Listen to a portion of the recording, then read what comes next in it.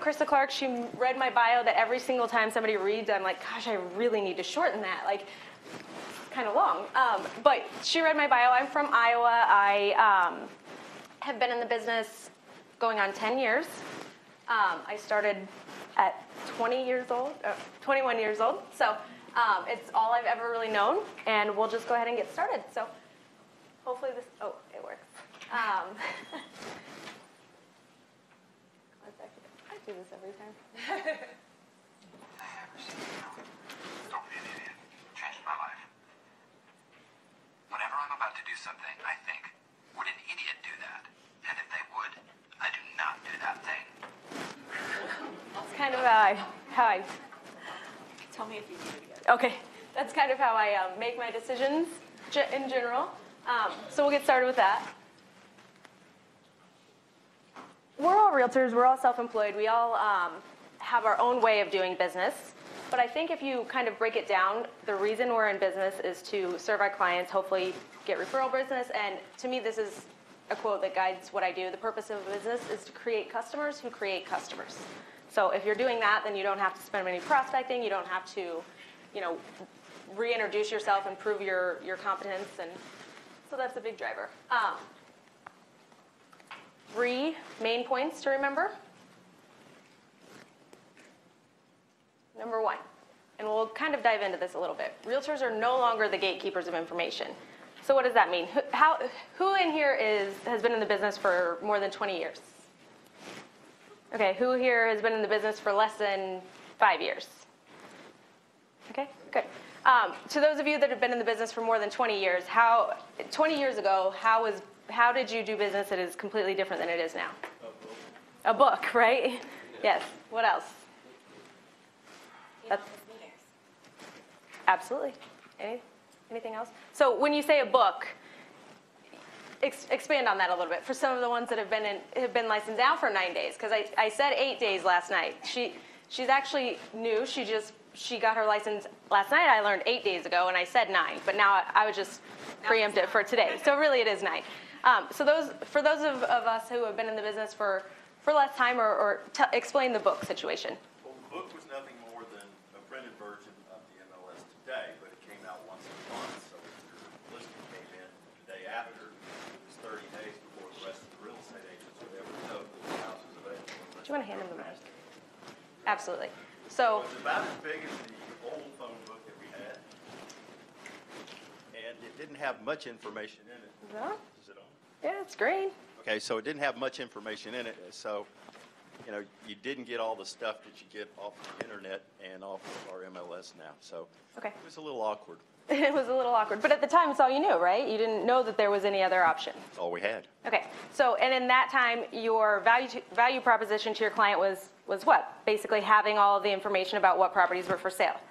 Right. And because that was the case, you didn't have to do a whole lot of explaining as to why they needed to use you, correct? Like, if they didn't use you, then they had no idea what was for sale, right? Unless they wanted to drive every road in town and see if they could find a sign.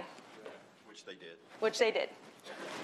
And that was good, because at least then they had a little bit of information about what they were looking at, right? You weren't getting somebody saying that they, that hasn't even driven by properties. They wanted to look at 20 houses, but they haven't ruled them out because they haven't driven by. So at least there was that. Okay, so someone who's been in the business for less than 5 years, anybody willing to share what they feel their value proposition is today? It's a tough one. What do you provide to your clients? Obviously, the information and kind of what this points out is that's not our value proposition anymore. We no longer corner the market on information. Clients have all the information they want. They can get it. They want more. They dig deeper. So what is, very good, negotiating skills. So Roadmap to closing. Exactly, yes. There's so much to do. Analysis of the data. Okay, so they have all of this information, but they have so much information that it's kind of information overload, and what does that actually mean? Okay, good. Confusion? Pure confusion, right? Okay. What about opening a door? Can clients get in the property without what lock boxes do you use? Supra. So without your little Supra app, or do you guys still have the key fobs? Do you use Bluetooth? Do you still have to have that second thing that You drop every time you walk in? Good. Okay. So can they get in the property without you? Sometimes. Sometimes. Exactly. Yes, exactly. Yes. Anything else? That's good. Okay, so those are now our value propositions. And they're a little more tough to communicate, right? Because you said the roadmap to closing. If they don't know what it entails, they don't know what it entails. So they think they're buying a property. They put in an offer, someone accepts it, the bank gives them the money, and they're done, right? Like, you have to educate them and convince them that they're not equipped to do that, right? So your value proposition isn't proven until after the deal's done. Okay. So, and same your point to, too much information or explaining what the information means. They don't know that they don't know what it means because they got that information. They're the expert. They did the research. They found out about it. So today it's just a lot more difficult to say, this is what we do as a realtor, and this is why we're important to the transaction. After the transaction, I think that pretty much everybody who buys property, whether they use a realtor or not, find out pretty quick that we're pretty darn important, right? So that's kind of a big thing. It's things have really shifted. The internet comes along. You're no longer. You're kind of freed up to take care of your clients, and in a way that's bad because we have to kind of redefine our value. But in a way that's great because some of the things that we used to, I hate to say waste time doing, but some of those things are now instantaneous, and so that's good. Number 2. It's really bright. The greatest technology in the world can't replace the ultimate relationship building tool between a customer and a business, the human touch. So I know we all worry about, what's next for us, are all of these companies that are entering the markets, the Zillows, the truly, I guess they're the same thing. Are they coming in a way that will make us obsolete? Does anybody, who feels that is a big threat to us, that in the next, even say 20 years, we will be no longer necessary to a transaction?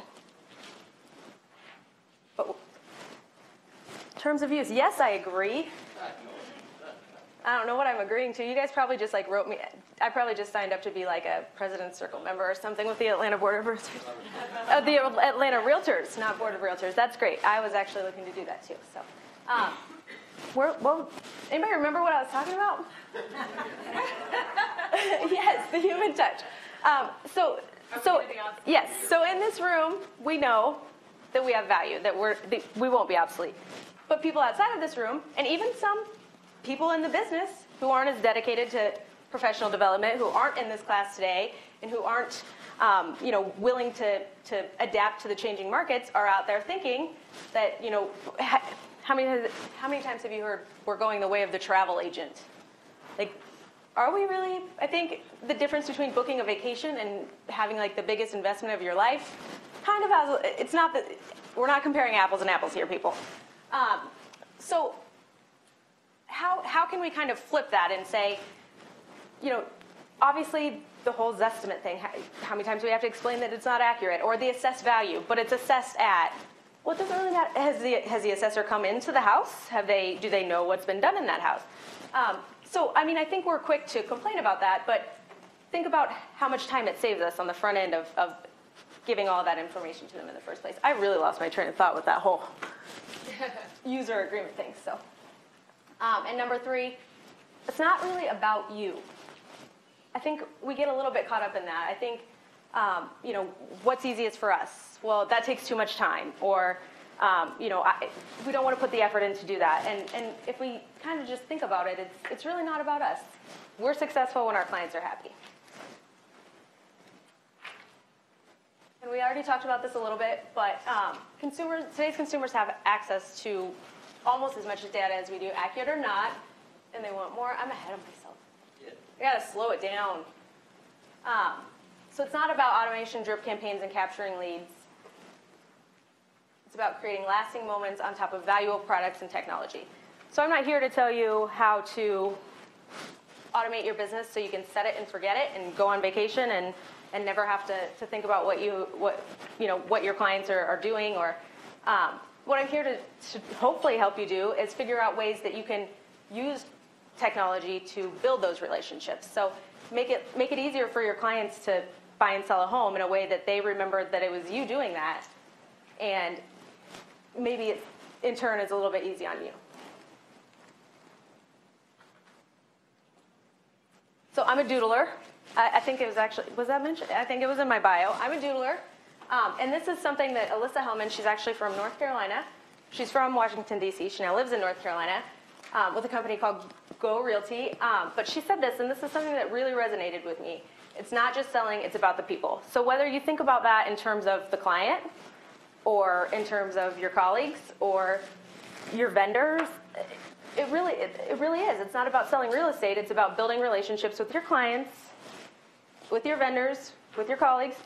I mean, people in this room probably have, and I kind of want to tiptoe around this. I'm not really that good at that. But you probably have agents in your market that you prefer to work with, right? You know that if they bring you an offer or they show in your property that they're a good agent, they will represent their client well, and that you feel comfortable with that. And you know that not just because you've done a deal with them, but because you've been networked with them in some other capacity, right? So it's a people business. And if it's a people business, then can it ever truly be automated? Can you ever truly have a website that you go to from start to finish and buy and sell? Yeah, maybe, and that might work for 1% of the population. But it's not something that's feasible on the whole. So if we're saying all this, if we're saying they have the information, where does the agent come in? So this is what your customers want from you. They want you to solve a problem for them. They want you to make their life easier. They want transparency and honesty, and they want your time and attention. They want to know that they want to feel like you're, and I think I said this kind of in the promo video, they want to feel like they're the only one that you're giving their attention to. How many people have more than one kid? I keep saying how many people. Can I find a new way to, more than one kid? Who wants a kid that's always saying that they're your favorite? That's how clients are. They always want to be your favorite. And just make them, there's nothing wrong with telling a tiny, tiny fib and letting them know that they are not.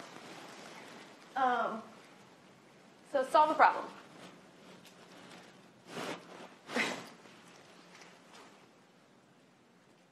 So our role as a realtor is to collaborate, guide, and add to the experience. Back to Maura's point. They have the information. They think they're experts, but they get into it and they realize pretty darn quickly that there's a lot to learn. So, introduce yourself early. You've all heard 10 minutes to reply to a lead, right? 10 minutes or your chances go from 100% to 0 or something really dramatic like that.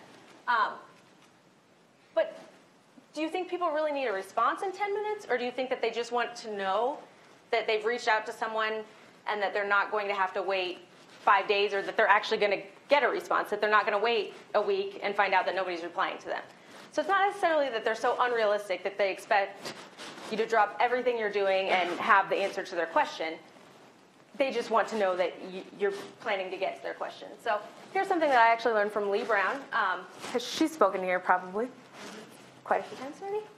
So this is something I learned from her, and I think there's a lot of people who video-wise are like, no way, I sound terrible on video, I look terrible on video. I feel that way like crazy. Get over it. And her point is, what does she say? They're going to meet you in person eventually. You cannot hide from them forever. They're going to meet you. So when I get an internet lead, no matter where I'm at, I try to just take a second and say, and you could have this canned, you could have something that you record and use the same one every time. But I try to just take a second and say, hey, and I say their name, and you'll see. I should just play the video. Can I have that mic? Ah! Sorry, that was loud. I should have mentioned when I started this that I'm not super professional, so I'm... Yep, so I have 3 mics. I have a mount on my car, and I just pop my phone in there, so I'm not holding it like this. And I just pop my phone up there, and I mean, I get it. It could. Recording? Or Yes, I'm recording, and then I text the message to whoever the lead is. So now I can try to play this. Okay. So back to that unprofessional thing. It's not that I'm unprofessional. I'm just a little. Clerk with Century 21 Signature. I wanted to give you a quick video and let you know that I received your inquiry on the property in West Des Moines, and you should have received an automatic email response from me with all of my contact info. I'm actually on my way to a education session in Iowa City, but I will get back with you as soon as I have some additional information on that for you this afternoon. And I just wanted to let you know that I am a real person and that I am on it, and I will talk to you soon. If you have any questions, feel free to text me or email me. Otherwise, I will be in touch. Thanks so much. Bye-bye. Whoa. Just going to click to the next slide. I'll go back to this one so we don't get ahead of ourselves. So in looking at that video, you've done a couple of things. You've obviously let them know that you're on it. You've shown your face, so it's a lot more difficult for them to now just reach out to the next person and bypass you. You've kind of, in a way, met that. You've met them. They've met you. You haven't met them. But you're also letting them know that, at this point, I don't have additional information. I will have it soon, and I'll get it to you. So you don't have to drop whatever you're doing every time you get a lead, and you don't have to be like. That last picture is not part of this statement, but you don't have to be afraid of what you look like on video. Just don't let it freeze in that angle right there that I just stuck up there. So I take this, I text it to them right away so that they know I'm on it. I also have it set up so you could automate this. You could have one video, you don't say their name, you just say basically, hey, I got your inquiry. I'm working on it right now. As soon as I have more information, I'll let you know. Introduce yourself, and then you could set it up to automate with, and we'll talk about it later, with something like, there's a ton of ways you could do it. You could do it through just like a MailChimp. You can set it up through your CRM. Whatever you're using, you can plug this in and have it automatically go to a lead, internet lead that comes in. So, and we'll talk more about that later. So, am I going too fast? Oh, okay. Because I just came from a listing appointment. Actually, when I was getting ready to get on the plane, I was in a listing appointment first, and the poor guy's like, I went through everything. All of they were signing paperwork, and then I was done, and he's like, oh my, you talk fast. I'm like, why didn't you stop me before? I'm done now. So I was like, okay, I'm going to try to do better. And so then we were talking about something else, and I think it lasted 30 seconds, and I was like, started off again. So slow me down. It actually would probably be good because this is a 3-hour class, and I'm cranking right through it. So when there's, are you laughing at me, Alan? Troublemakers in the front. Oh, yeah, that's true. That's probably true. She said we talk slower in the South. I need to work on that. So I think have anybody here ever had a perfect transaction? Let's dive into this a little bit, actually. This is totally off script, but what's a perfect transaction? Cash. But does that necessarily make it perfect? Because financing is out, but what about the sellers? What about the home inspection? No contingencies. Okay. What about the title? Is the title clear? Appraisal? No such thing. Okay, that was off topic. I was hoping somebody had a really good definition for me so I could use it in my next presentation, but I don't think there is one of those. So inevitably there will be issues in a transaction.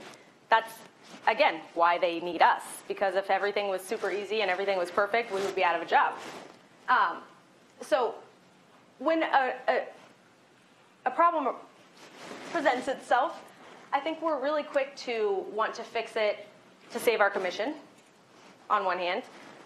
And I don't say we as everybody, because I know that some people would never have that thought cross their mind. That would be the 7th thought that came into their mind when they're presented with something. Right? Everyone here? Never think of that?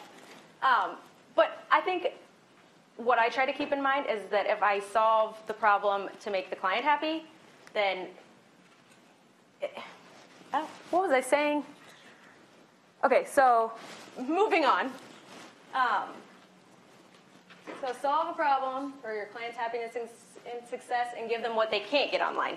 So we've talked about them having access to all of this information. What can't they get online? Anyone? Personal attention. What do we, sorry, what was that? Yes? Service. Specifics, they can't get specifics online. Expand on that. Aha, put you on the spot. No, that's fine. Specific to their transaction to that home, to there's a crack in the foundation. Yep. To we live in Georgia. And beyond that, even if they could get specifics on that, do they know what of those things are important? You know, they could know everything, but neighborhood. I mean, they can drive by a house, and the day that they drive by it looks great, and they could drive by the house the same day at 4 hours later, and it's dark, and is it the same neighborhood? So there's definitely some things that we can provide that they accuracy. Yes, that's good. You want? We won't go there. Yeah, let's leave that one alone. But it's a big one. I mean, they. How many times have you had the call? How many times? One more time, I'm going to say that. How many times have I said how many times? How many times have you got the call that wants to look at a property? It's the perfect property. They finally found the perfect property, and it's sold in 2012, but it's listed as active online. Right? And then you have to be the jerk that's like, I'm really sorry that property sold. Oh, well, when did it sell? 4 years ago? Like, well, then why is it still there? It's your fault it's still online, too. Like, you didn't take it off, right? So what is there is not always accurate. Very, very good. But how about this? Has anybody else, I keep forgetting this video. Has anybody else seen this?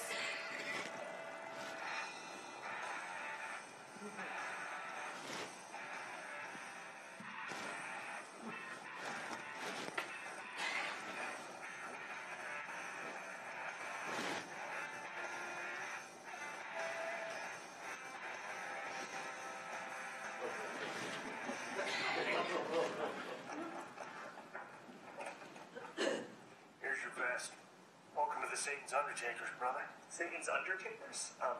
I can't be in any gang. No, he's not strong enough. Brother, you move on to our turf, you're in the gang. Didn't your realtor tell you that?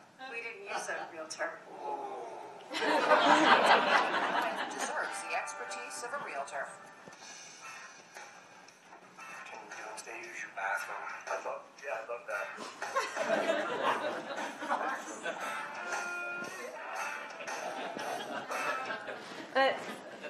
It's funny, right?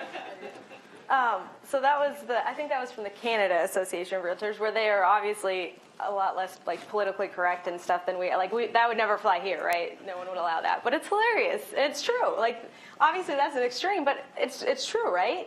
They have no idea.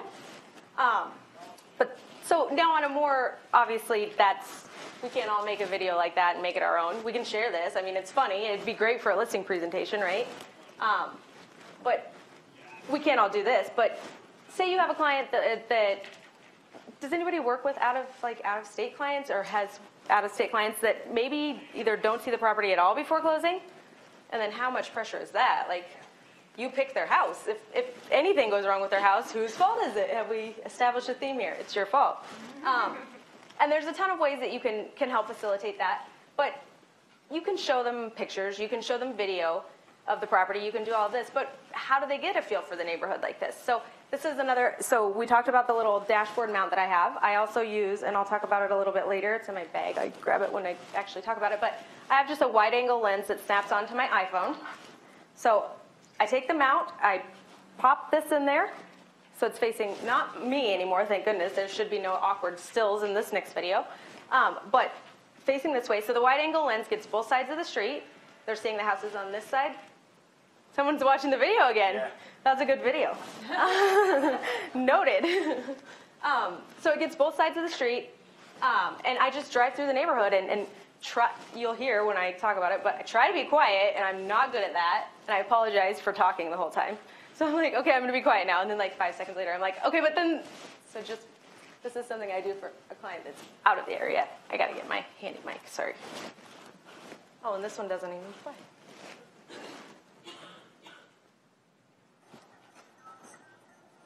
I forgot to turn my radio down on this one. Just driving up to where the home is. Hopefully this is not blurry or anything. I'm using my wide angle lens so that you can kind of see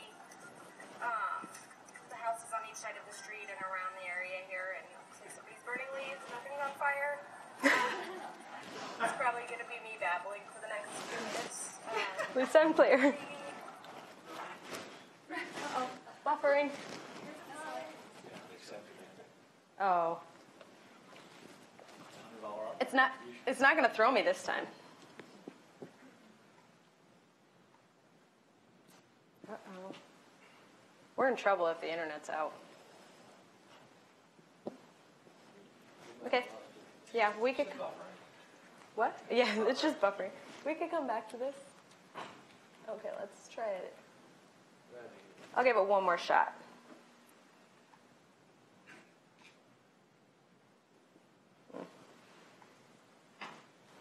Ah, okay, you get to hear it again. Hi, Mackenzie. It's Krista. I'm too scared to try to fast forward. Driving up to where the home is. Hopefully this is not blurry or anything. I'm using my wide-angle lens so that you can kind of see what else is on each side of the street and around here. It's just a little clip, a mount. Really is nothing on fire.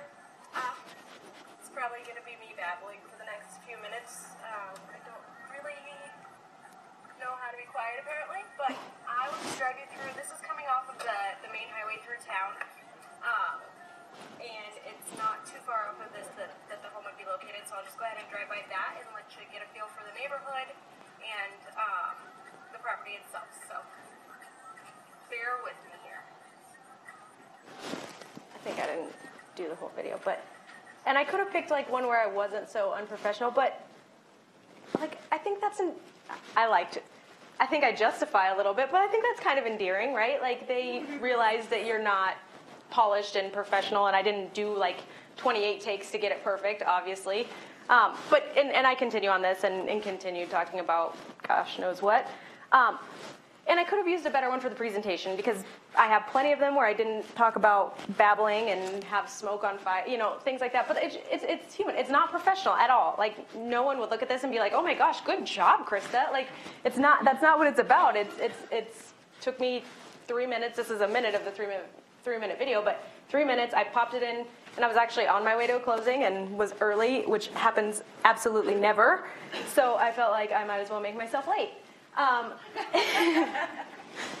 But so, yeah, I mean, super simple, super easy. And this person that I sent this to was an internet lead, and I had sent them the video just like I showed you earlier, to introduce myself. And they got back right away, and exactly what they said is that they had contacted 4 agents before they got to me, and not one of those people had contacted them back. I asked them how long they had been doing that, thinking that they would probably say, a few days or something like that. And the response was that they had done it that morning and that they had contacted me. It was probably sometime in the afternoon, and that I replied right away. So within a day, I mean, that's kind of high expectations, right? We're busy. You can't drop what you're doing, but you can take a second to send a quick text. So within a day, they had contacted 4 different agents, and none of those 4 agents contacted them back. Then came me, and not only did I contact her back, but I took the time to shoot a quick video, which actually is less time than it would take to do all the other things that we have to do.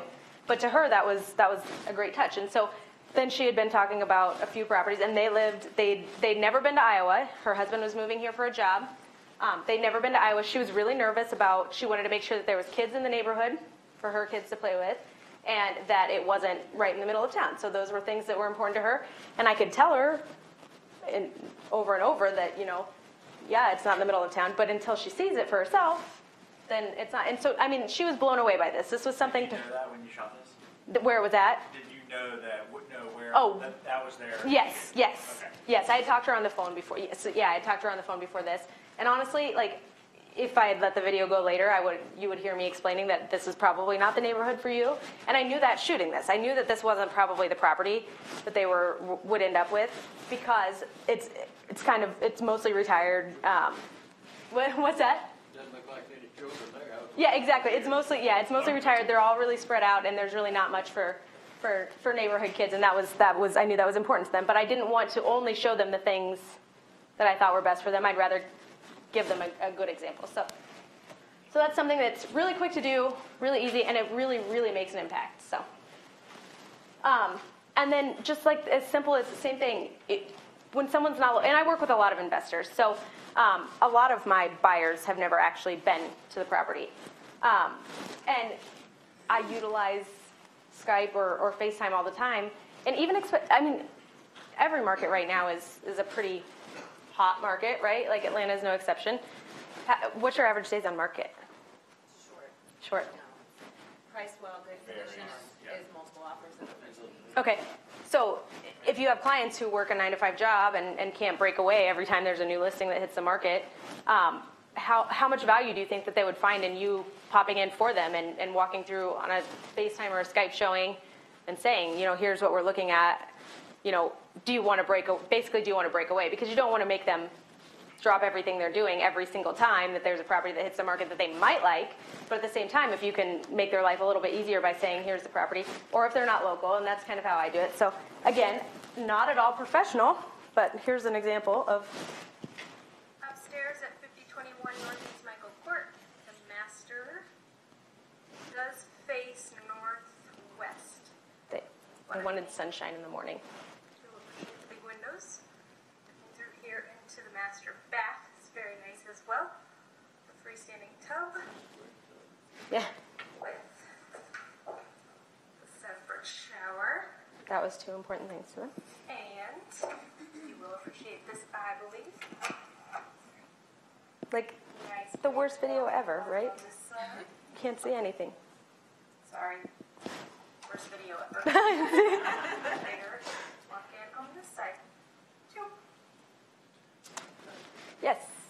On this one, would it have been better if you had the wide angle? Yes, but I wasn't prepared. It was very spur of the moment. They had mentioned that was one that they were interested in, and I happened to be in the neighborhood. And the only thing about the wide angle lens is when someone views it on their phone, you have to make it so they can basically expect them to turn it sideways. Otherwise, they're not seeing enough of, it's such a small video by the time it comes across their phone, long ways.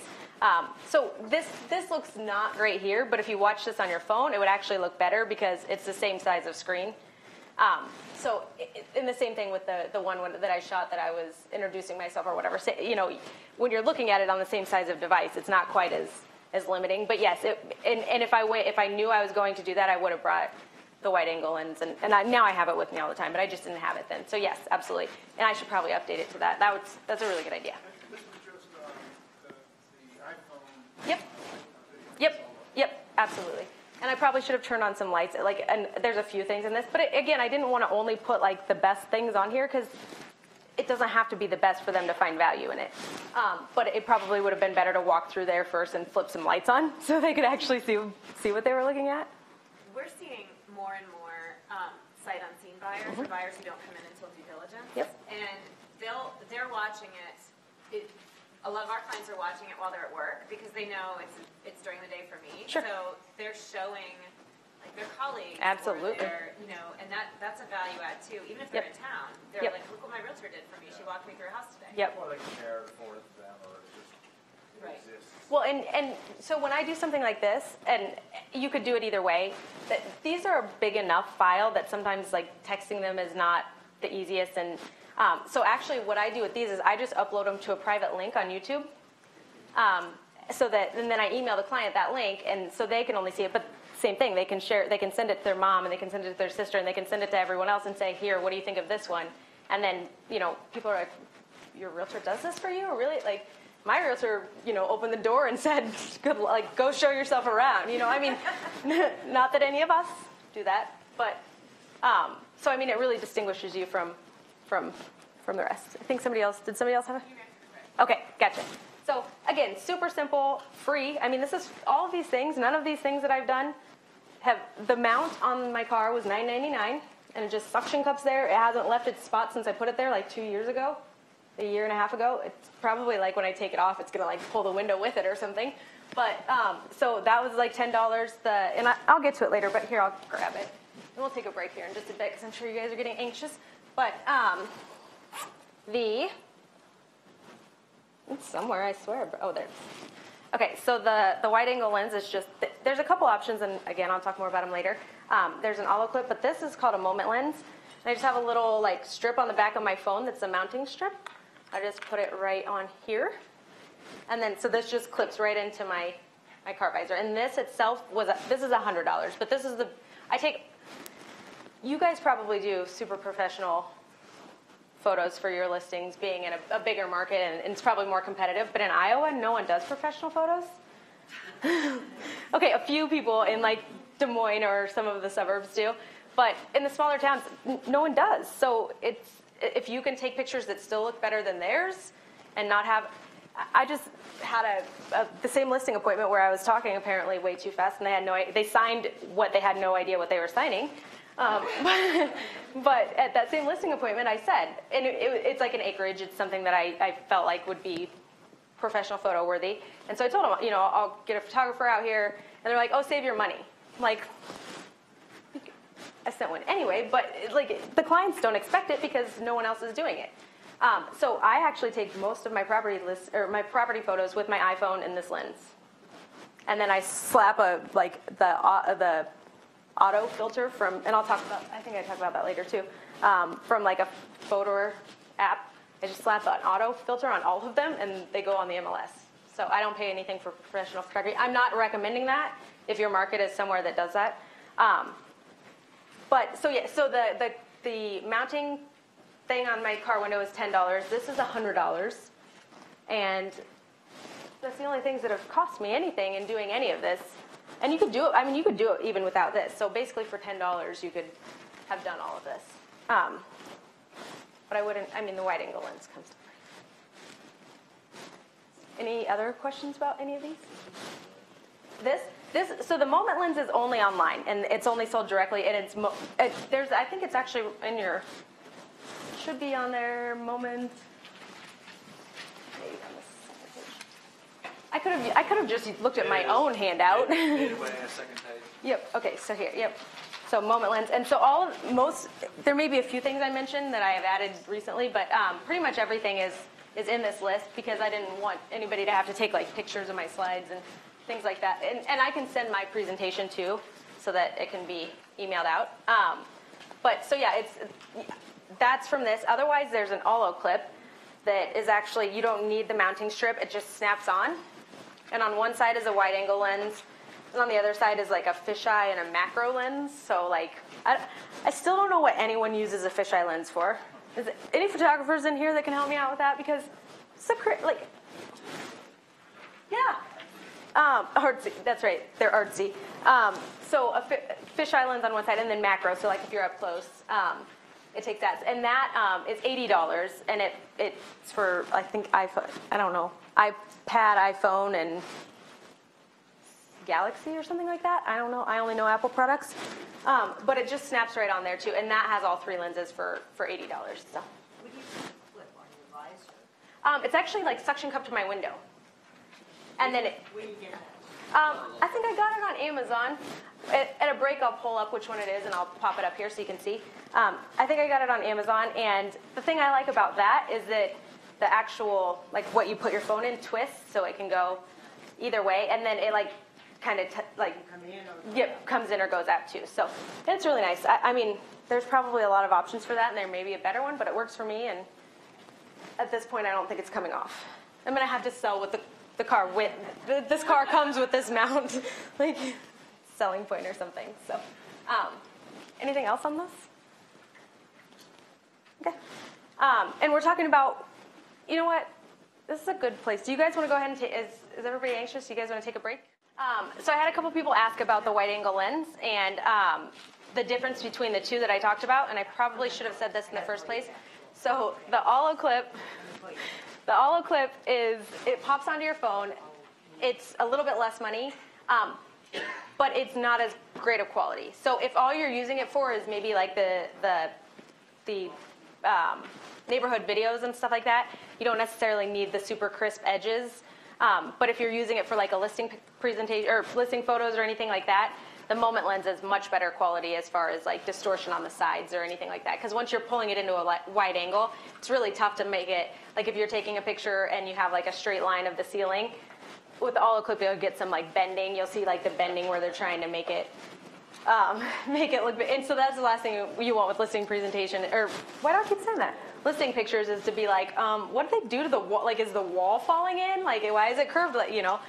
So the Moment lens is definitely better quality. The Olo clip is really convenient because it just pops right on, and it also has the macro lens and stuff. But again, I never ever use those. So I'm a big fan of the Moment lens. So if you're picking between one or two, and you're more worried about quality, I would definitely do the moment lens, and it's only $20 more. So, and then we also had a couple questions about uploading the videos to YouTube. When you upload a video to YouTube, you get the option to either upload it as public, unlisted, or private.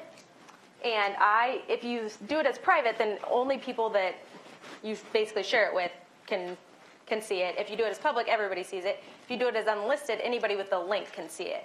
So I always do unlisted so that then they can share that, like I said, with their family members or anybody else that wants to see it. They can send that out. But it's also not, you blasting out a video of someone else's listing to anyone and everyone. So it's kind of the in-between. And some associations are much more strict on that. Like they want you to get permission before you take video of someone else's listing. For me, if you're not using it for advertising purposes, I don't know why it would be. I mean, they want you to sell their listing, right? So if it takes a video for you to show your clients, but definitely check in. I don't know if that's the norm here. So yeah, so it sounds like asking permission would probably be a good idea if you're planning to take a video. I'm glad I thought to say that because I don't want people calling me and be like, you said that I should take video and now I just got, so yeah, so it's always better to ask anyway. It's kind of an understanding on our MLS that we're fine with it as long as it's not for public dissemination. So, okay, so any other questions that you thought of that you want to get to before we start back off? Good, okay. So we talked about it being a pretty hot market and that there's a lot of multiple offers. And is anybody using client love letters or anything like that with their offers still? Yes? If you're not, you should. I think they're a huge asset. Especially, it's kind of funny. I mentioned I work with a lot of investors, and some of those investors do rehab properties. And I can't tell you how many times I've had them accept an offer that was not the highest offer because somebody sent something saying, we've been looking forever. We finally found this house. We love it. You did an amazing job. I mean, it's an ego. They're stroking their ego. You know what I mean? They're excited. They put out a product, and they want everybody to love it. And the person that's saying, we love it. We can see our family growing up here. It's not always about the highest dollar. So if you're not doing client, and does anybody not know what I mean when I say that? So basically just a quick letter saying from your clients saying why they love the property and why they want to buy it. But I've also seen a couple, and I don't have one to share, but I've had a couple of people on my listings do a client love video. So when they're in the property, they just take a quick video having their client say, hey, we really love this house. Because then there's, just like I was saying when I sent the introduction video, now they're seeing their face. So now they really are attached to that person and they really want to pull for them. So that's another really good, cheap, free, I shouldn't say cheap, it's free, way to kind of give you a leg up on that as well. I just realized I completely forgot to put this one video in here that I was super excited about. I was showing a house. This is a totally random story, tangent. But I was showing a house the other day, and I don't do a whole lot of just residential real estate as far as somebody calling me off the internet or anything like that. But I happened to have this one young couple that called me. And so we're showing a house, and I'm deathly afraid of birds. I'm not afraid of snakes or spiders or any, I'm totally fine with them, but birds, I don't care if it's a little Tweety bird or a big, birds are not my thing. So I'm standing there showing a property, and all of a sudden something swoops by my head, and I freaked out. I screamed. It was embarrassing, but I got my act together. But it was a bat. There was a bat in this house, flying, and we could not get rid of it. So I had video, but I took video because I'm standing there, and tell me this is not how a realtor thinks. I'm standing there being this is a really good negotiating tool. I can totally send this with the offer, and we did. They put an offer on the house. I sent the video with it and was like, hey, you've got a bat problem, but they like the house. But the funny thing about it is that that wasn't exploited. It's fair game. Is it not fair game? Sure. He's like, no, not really. That was really. But the funny thing about it is they had their little girl with them, and she was 4, and she was crying when we finally got it out of the house. She was crying because she wanted it to come back. I was like, oh. It was the sweetest thing. So again, off on a tangent. But if you ever happen to catch a bat live on your listing, use it as a negotiating tool. Capitalize on what you have. So the second thing that you can do is make their life easier. So obviously, there's a lot of ways to do that. We know a lot of ways in which their life is hard that we can't really do a whole lot about it.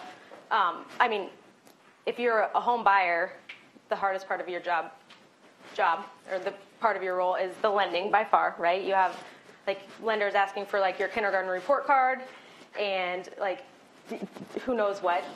So that's kind of something that is more out of our hands, but everything else we can make a little bit easier. So how do we do that? This is a big one. Communication is key. The first step is to ask how and how often your clients would like to be communicated. How and how often your clients would like to communicate. That was, honestly, this kind of is the one thing, and it was probably 7 or 8 years ago, that really made my business so much easier, or my job so much more manageable, because everybody, let's just take a little poll. If I wanted to talk to each one of you, who would rather have me call them? Okay. Who would rather have me email them? Text? So text and call. If I don't ask my client that, and I'm calling them all the time, and they're looking at their phone, and they're like, oh, she's calling me again.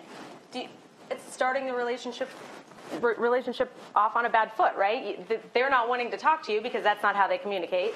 If I turn that around, and if you have somebody who hates text messaging or doesn't text message, we've all had that happen, right? We send somebody a text, they don't reply to us, and come to find out they don't use text messaging. It's a problem. So this is the very first thing I ask somebody is, first of all, if you're listing your house, do you want a daily update? Please say no. Do you want a weekly update? I can handle that. Do you want me to just call you when there's a showing, or everybody's different. I have some people that luckily don't have any daily update people. Well, I kind of do, actually. They would never tell me that, but they expect it. But a weekly update is reasonable. But if you don't know that, then you're already doing them a disservice. So to me, this is really important. And then the second most difficult part of the process is paperwork. So we talked about lending, and that was number one. And the second is the paperwork that we give them. How many of you guys are paperless? How many of you use electronic signatures, even if you're not completely paperless? How many of you are like, I'm never using an electronic signature, you can just stop talking to me now? Well, at least there's that, or nobody wants to say that. I think at this point in time, the legality of it is no longer an issue, right? That was kind of the argument in the first place is, how do we fight and say that somebody signed this when it was through an email account? Well, if the government accepts them on like Fannie Mae foreclosures now, I think that we're probably safe in that regard. I mean, I hate to say that, but I think we're probably safe in that regard. So e-signatures has made my job easier. Is there anybody who used them for a while and stopped? Right. I mean, it's so much easier. Even if you go and meet with the client and have them do that in front of you, it's not necessarily so much saving time. It's just making sure that everything's done. So do yourself and your clients a favor. Oh, that's what I wrote on there. That's how, I must be really competitive. And so a couple options, .loop, DocuSign. Does anybody use something other than these? Zip forms? Zip. Oh, you do. Okay. It's DocuSign based. Below sign is good, but not for maybe a lot. Yeah. Okay. Okay. So it sounds like you guys have even better. You guys have a built-in option, and is it included in your? Oh. It's included in our extremely expensive. It's a member benefit. Yeah. Whoa. Yeah. Let's talk about that for a little bit. Do you guys know how much my MLS dues are? $35 a month. Oh. Sorry. That's crazy. I can't even believe that. I'm not gonna. I won't. Yeah. That's crazy. That's all I can say. Here's the $20 for mention. No, I mean, I'm not even kidding. It's insane. I mean, obviously ours are low, but there's probably a happy medium there, but I don't know the background on it, so I'm just going to. Wait, what's that? You don't have to say it out loud. I didn't mean to call you out if you don't want to. Maybe you don't have many houses on your listing service or MLS service. Yeah, we do. Yeah, I do. I mean, we are no matter. The most expensive MLS in the country. Right, and it's based on how much, right, okay. Percentage of the closed transaction price. So not the commission. So if you take 0 commission, you still pay the same amount as if you took 5% commission. Interesting. So 20% commission. I could sell one property or I could sell 1,000 properties and mine are $35. Well, one really I found we have two, actually. And one is that way.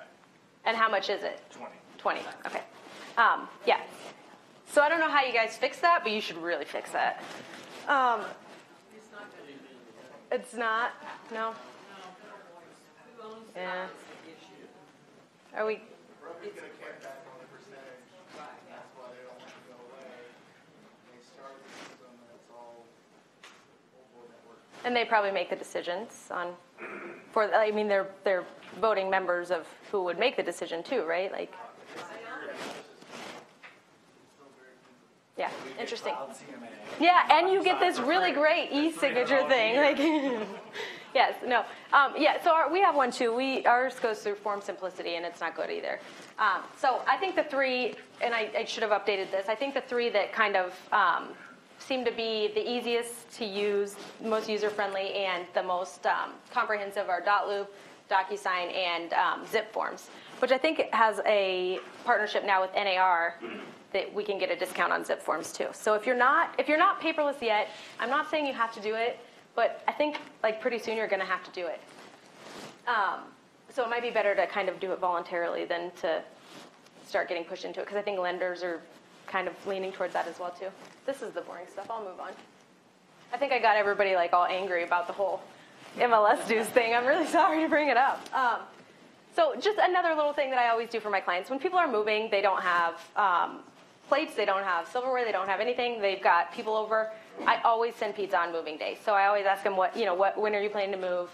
And I probably send them enough for like a week, because if they only have like 2 people helping them move, they have like 5 pizzas, and they're like, why did this girl do this? Where are we going to put it? So it's probably backfiring, whatever. But so I have a local pizza place that I work with, and I do the same order every time, no matter what. They already know it's on standby. I take I have plates and napkins and stuff that they know to take with them, and then I take my business card goes, and then a handwritten card that says, I can't even remember what it says, but just a handwritten card, and I just drop a bunch of them off like at the beginning of the month or whatever with the pizza place. They already know what I do, so then if I have a closing date, I just actually email the owner and say, hey, such and such date, time, can you deliver to this address? And they know exactly what they're delivering. Super easy to do, super cheap, and it's really, it's a big thing, because that's usually a stressful time for them. So anything that you can do to make it just a little bit easier is always really good. So 5. And I always just do like 1 pepperoni, 1 cheese, 1 sausage, and then I think there's 1 like supreme and 1 meat lovers or something that I do a veggie. I do a veggie, a supreme, and then 1 of each meat. And people aren't going to complain. It's free food, so. But that way at least it kind of covers. What's that? That's a lot of pizza. I know. That's what I'm saying. Like, sometimes it probably backfires, because they're like, what are we going to do with 5 pizzas? Like, your refrigerator should be open. You just moved in. Stop complaining. Like, you have room for it. I could. I don't. I could. You should. I should. But I'm not the most organized person. I probably could just, like, at the end of the year, ask them for, like, a statement. Can you just give me a statement of all the pizzas I ordered? But no, you definitely could. So, and you should. Yes.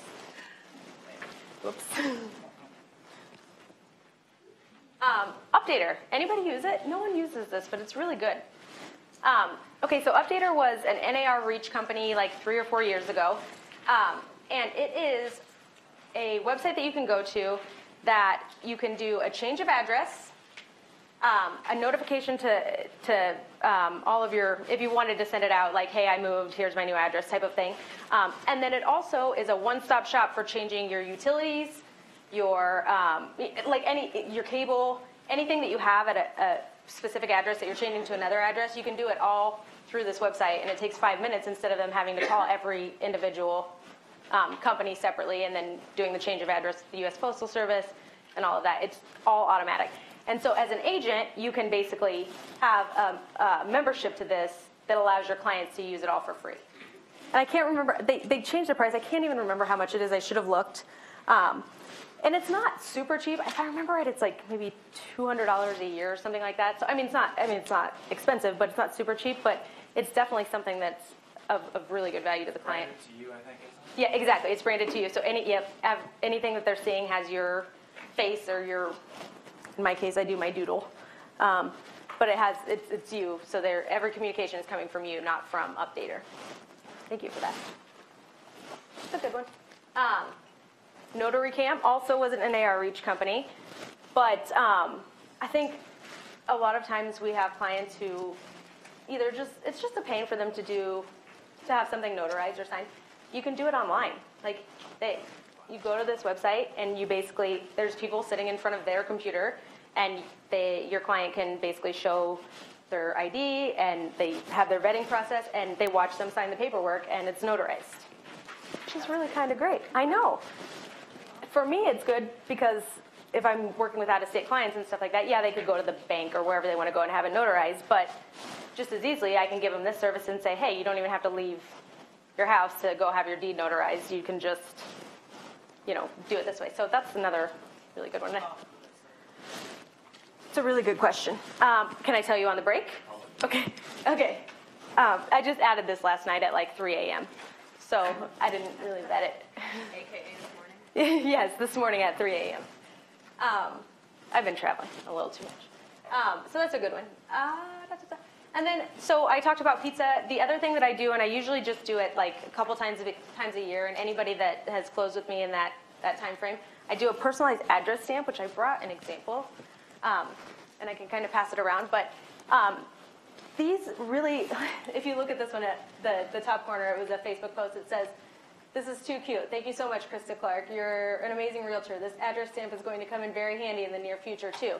So then I'm like, what is she talking about? And I start looking back on her Facebook page, because we weren't Facebook friends at the time, but I start looking back, and they're getting married. So she thinks that I sent her this address stamp because they were getting married, and I wanted to help her to address her invitations easily. I had no clue, but to her, she's like, oh, man, look at that. And then this was just another person. Loved getting the mail and seeing a package from our realtor. She sent a little thank you note along with a gift. So amazing. So if anyone needs a realtor or is in the market for a new home, call Krista Clark. So I don't do this at closing. I do it a little bit after just so I can remind them, hey, here I am, and this is, remember that I did a good job for you, basically, and it kind of reminds them to prompt people. So these are, and if you look in your handout, I get them at 2712designs.com, and they're like $50, but there's a code in there and they always have it for 55% off. So these things cost me like $22.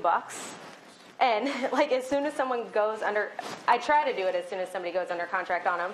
But I learned my lesson. That's why I have one right now with someone else's name on it, because they didn't close. They bought a different one, so I had to order a new one. Yeah. And you can pass it around. But it's super simple, it's personalized in a way that, they know obviously that you got that just for them. But it's also really affordable. $22. Notary Cam is $20. Is it a month or just to have it once? So Notary Cam is $25. Or more for international. Right. No, per notary. So if you were just providing it as a service to your client, you could cover that fee for them. And obviously it's easier if they just go to the bank and it's for free. But in a pinch, it's a really good service. I'm holding 3 mics. I mean, I'm holding one, but I'm using 3. Okay, so the stamps, I think, is a really thoughtful gift. So transparency and honesty is the third thing that they want from you.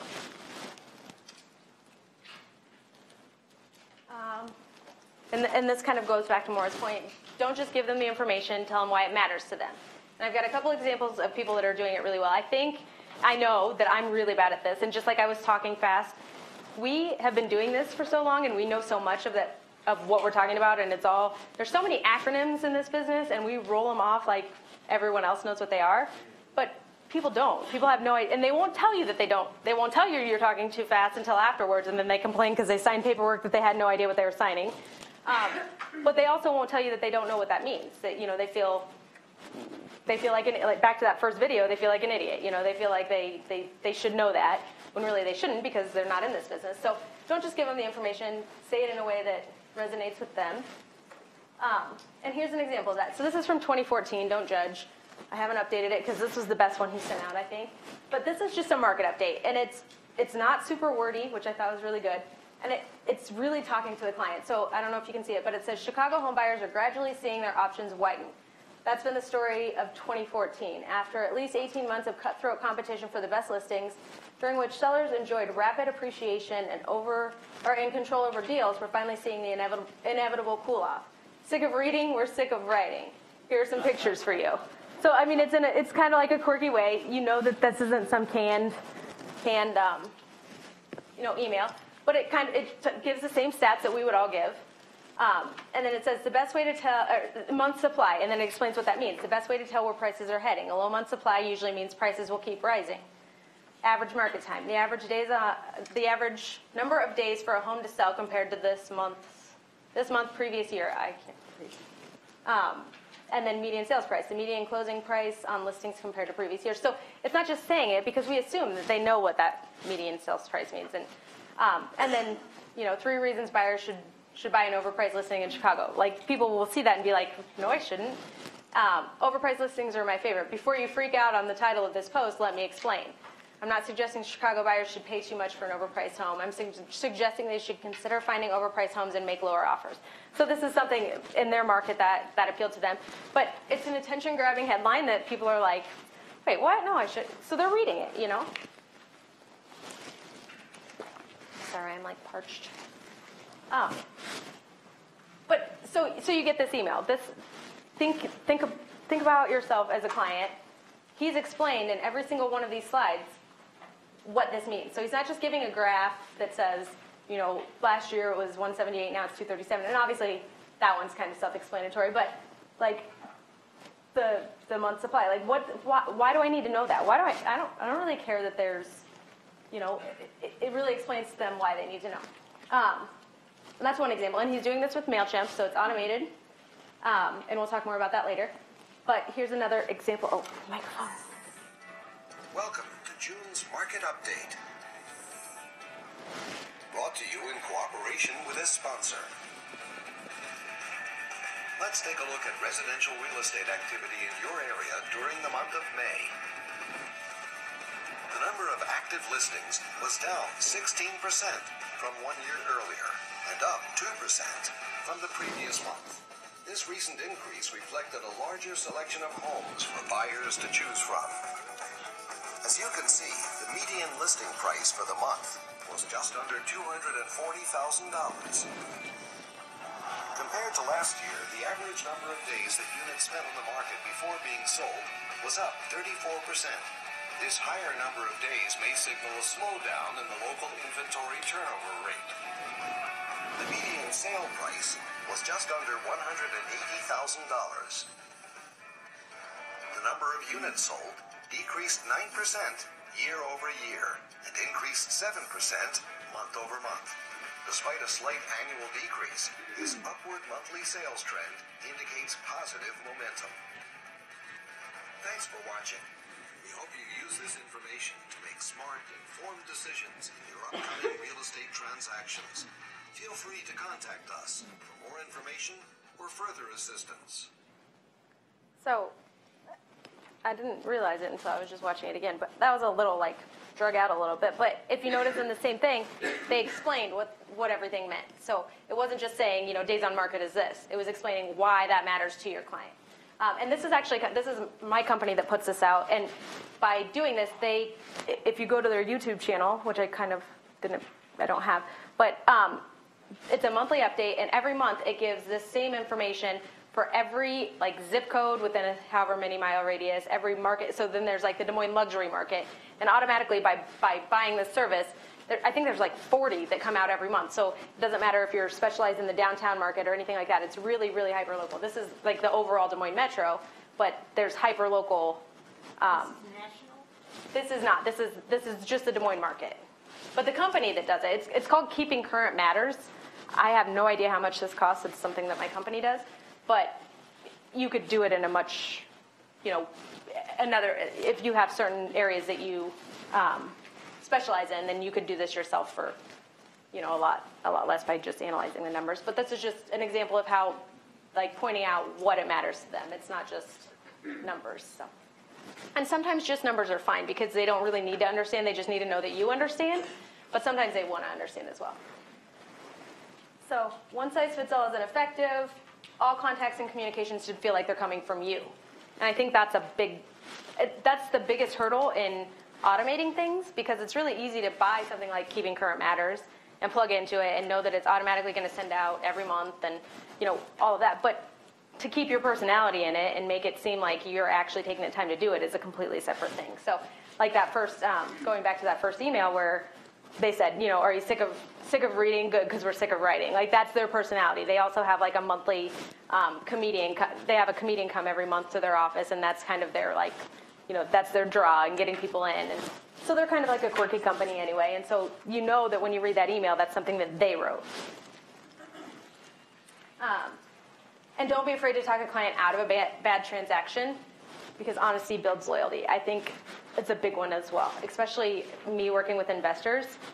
I started in this, I have a little bit of background. I have 7 core clients that I work with that make up about 85% of my business, which is fantastic. I'm super lucky.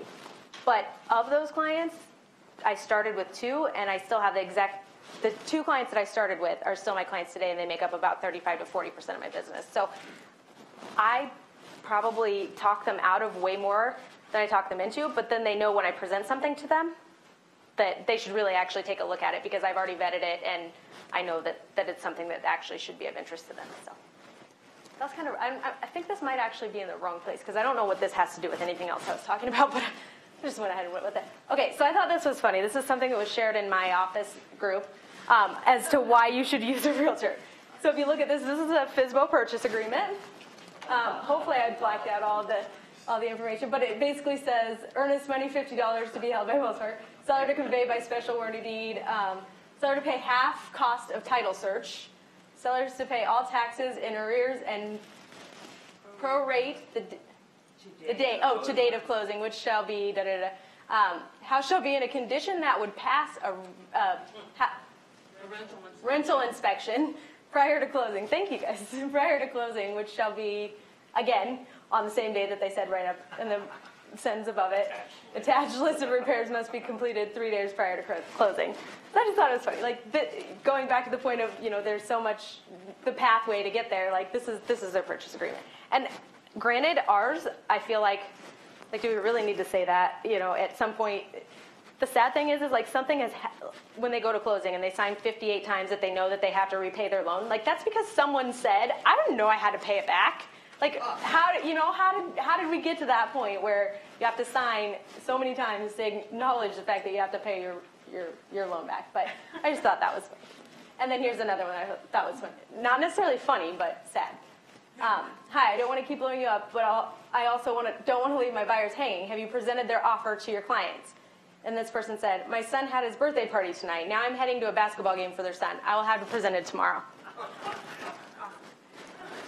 You know what's sad about this is that agent has no idea that they're even doing anything that's a disservice to their client. It's kind of. Exactly. And this actually happened to be and I don't want to go too far into this, but a flat fee. That's what brought it up. This was a flat fee listing company that had that same thought process, and kind of the conversation was if they weren't flat fee, would they work a little harder for it? And that's neither here nor there. But there's definitely people in the business that don't even realize that they maybe shouldn't be in the business. So the other thing that your clients want from you is your time and attention. So back to the whole, they want to feel like your only client aspect. And there's a few ways to do that. But this is my big thing. And if you follow me on Facebook or on Instagram or anything, you'll realize that the things that I'm known for have nothing to do with real estate. So I like ice cream. I eat a Reese's Blizzard every night. In my 30 under 30 write-up, the first sentence in Realtor Magazine is, Krista Clark ate 294 Reese's Blizzards last year, or Dairy Queen Blizzards last year. I'm like, cringe, because like everybody else is a super professional, and they're talking about me eating ice cream, and it was awkward. But then I'm like, you know what, that's me.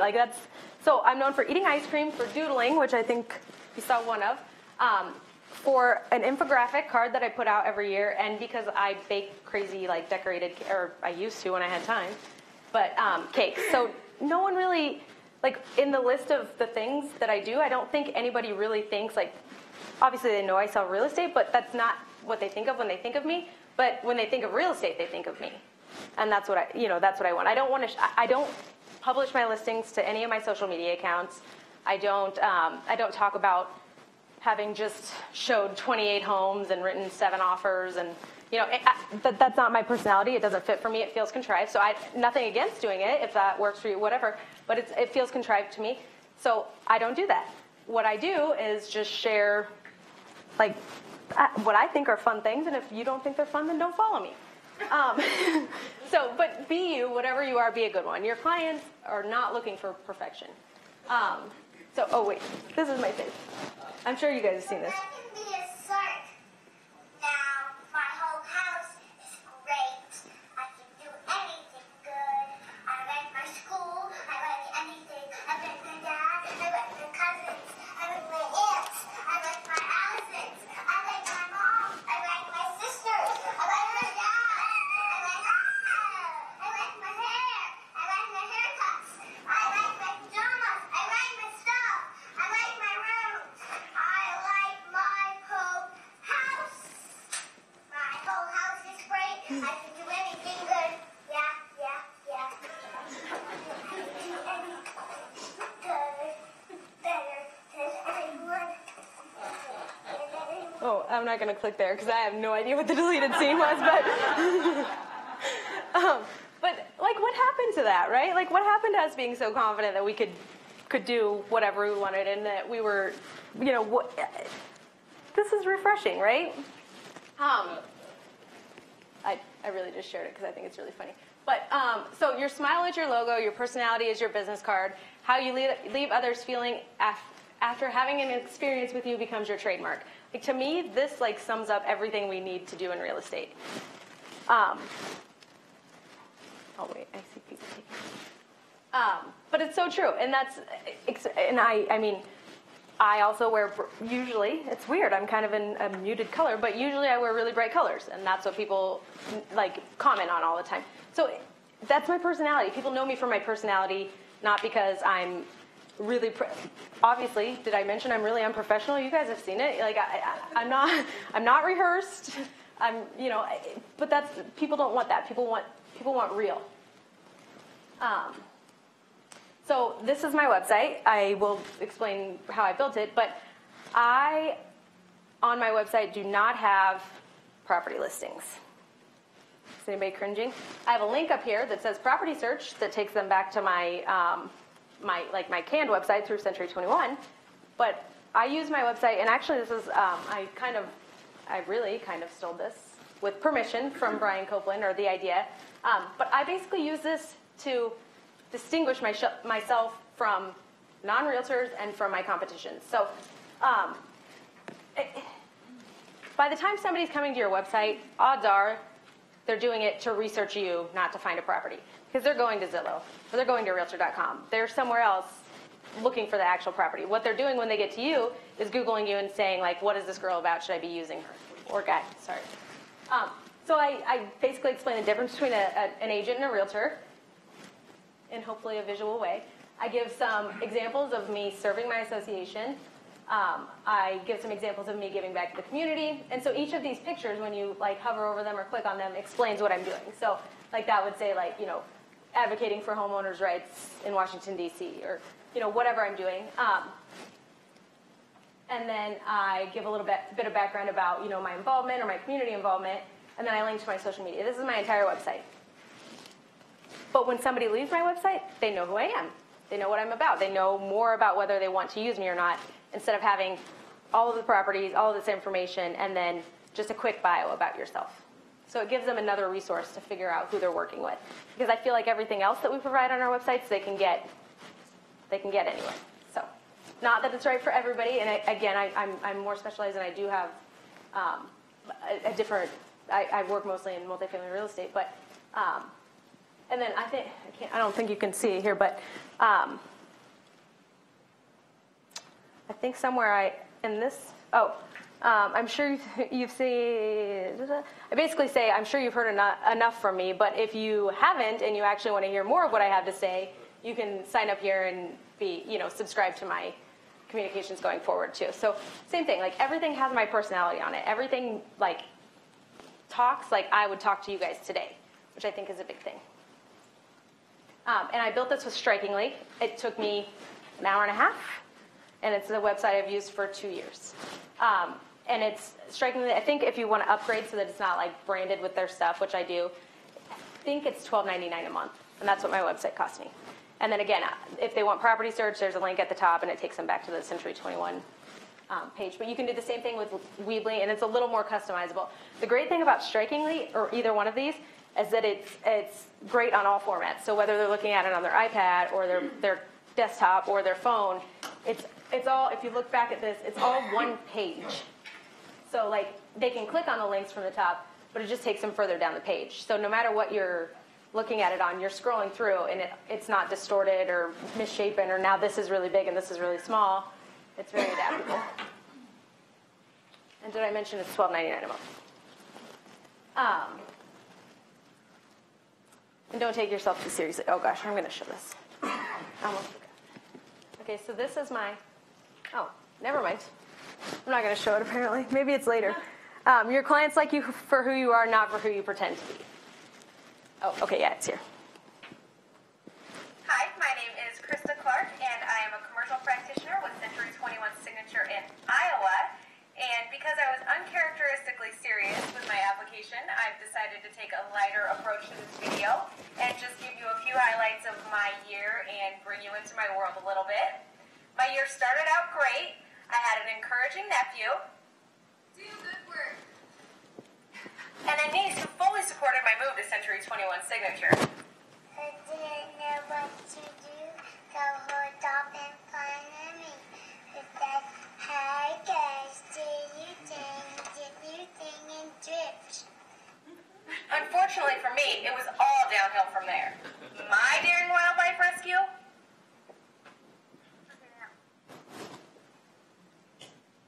Yay! It's going to get All loud. rescue complete! Ah! That's my sister now. My niece's response. Me risking life and limb to become team MVP at our office Olympics?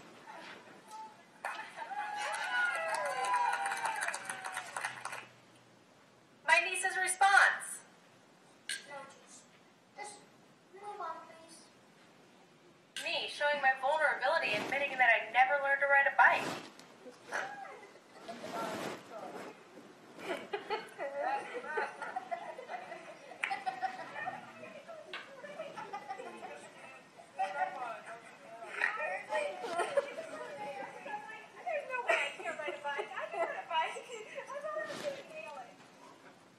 My nephew's response.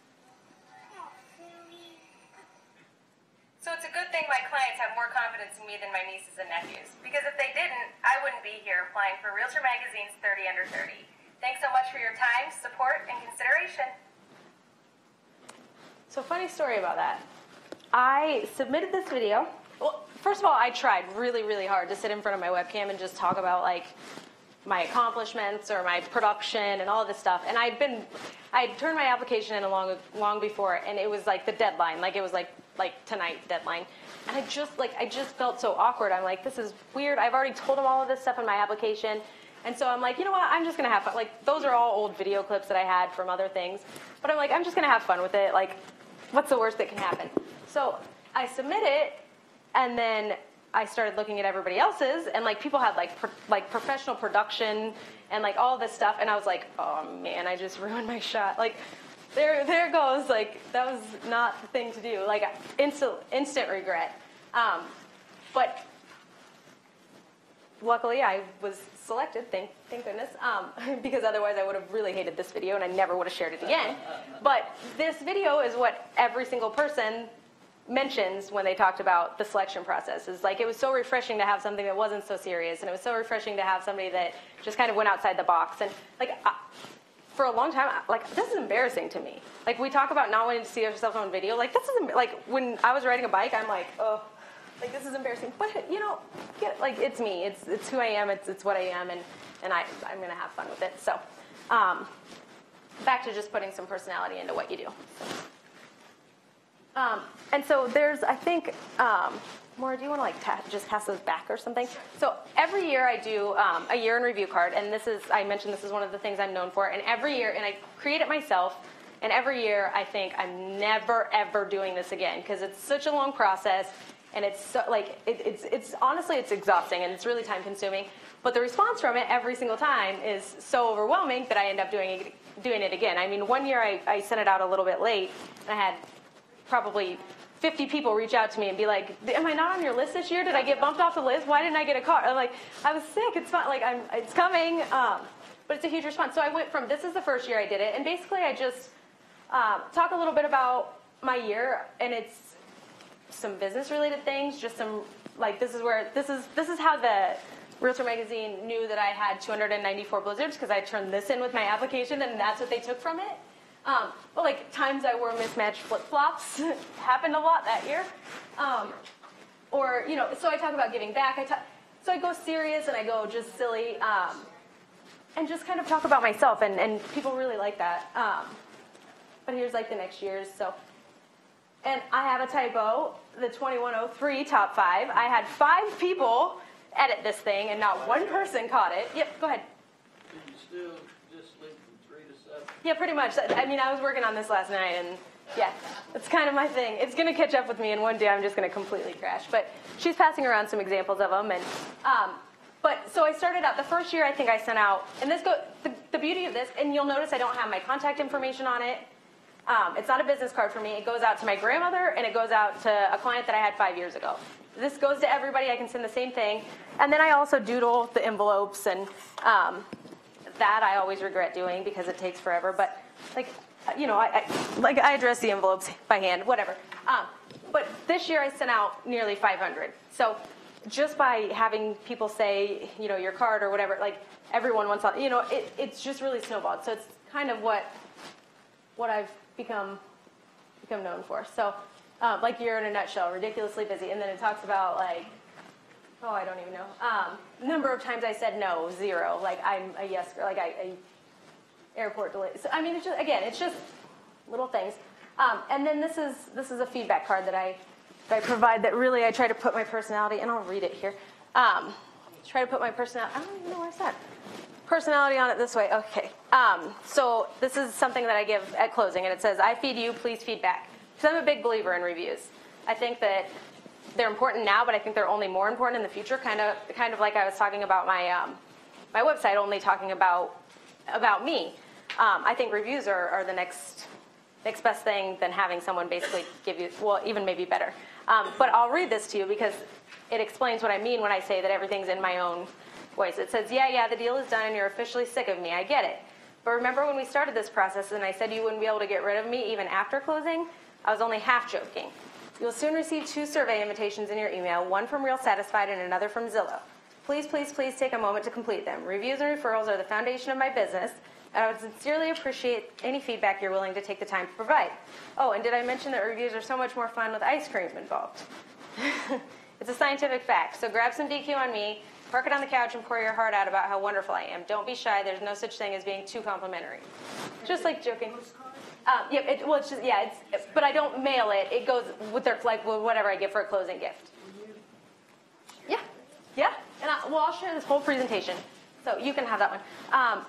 But so this goes with everything, and that's a way to ask for a referral that they're actually going to do. And then I put it with a 10 or 15. I can't remember. I think it's a $15 Dairy Queen gift card for them to go do it, get their ice cream so they can sit on the couch and get all mushy about me. But I haven't had a closing yet where someone did not provide a response to one of the reviews. They don't always do both, like I asked them to, but they always do one or the other. Usually the Real Satisfied one because it leads them into doing it when they get the email. So it's been really successful for grabbing some reviews. And then if you'll notice, my caricature is not my photo. It ended up that way because I felt like it was ruining all my color schemes because my headshot had a red sweater, and I wouldn't want red on this. But that's kind of what started it. But ever since then, I've just used this. It's on my business cards. It's on everything, and that's what I branded myself with instead of using my actual headshot. So it took me like 7 years in the business to even get a headshot. So, Oh, I guess I could have just zoomed in. So there, you can kind of see the, but it has my contact info, but it just goes with whatever closing gift I provide. And I created,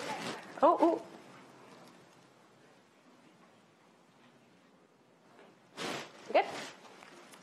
And so the year in review cards I created with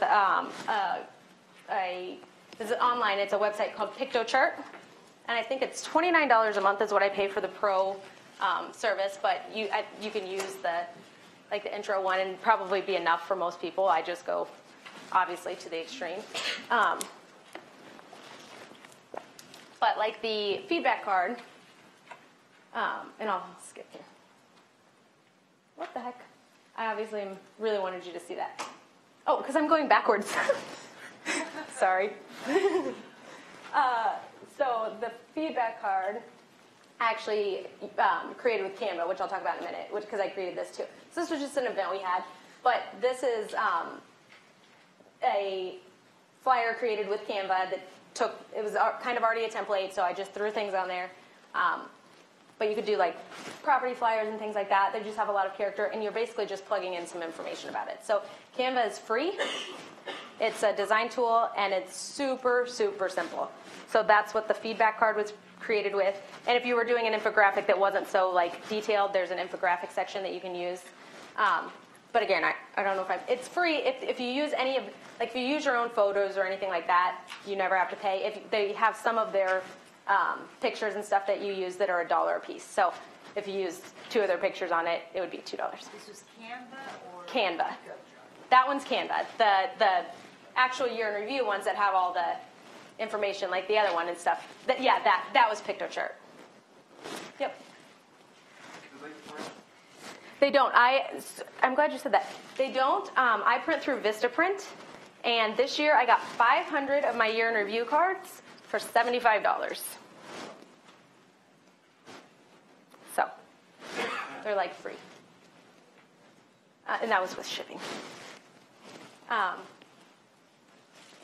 And then the caricature I did through Fiverr. I don't know who's heard of it, but basically you can get anything done for Fiverr. I think I talk about it a little bit on there.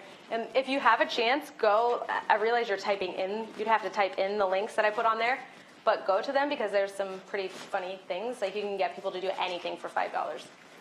But that's what I did the caricature with is Fiverr. So it cost me $5, and I've been using it for 3 years. Oh, and guess what? Giving your time and attention doesn't have to take too much of your time and attention. So these are the ways that I automate. So like Contactually is what I use for a CRM, and it plays really nice with all of these other tools. So BombBomb is email video. So like your video is embedded into an email, which is really nice. And that would probably be the best way to go if you wanted to do an automated client have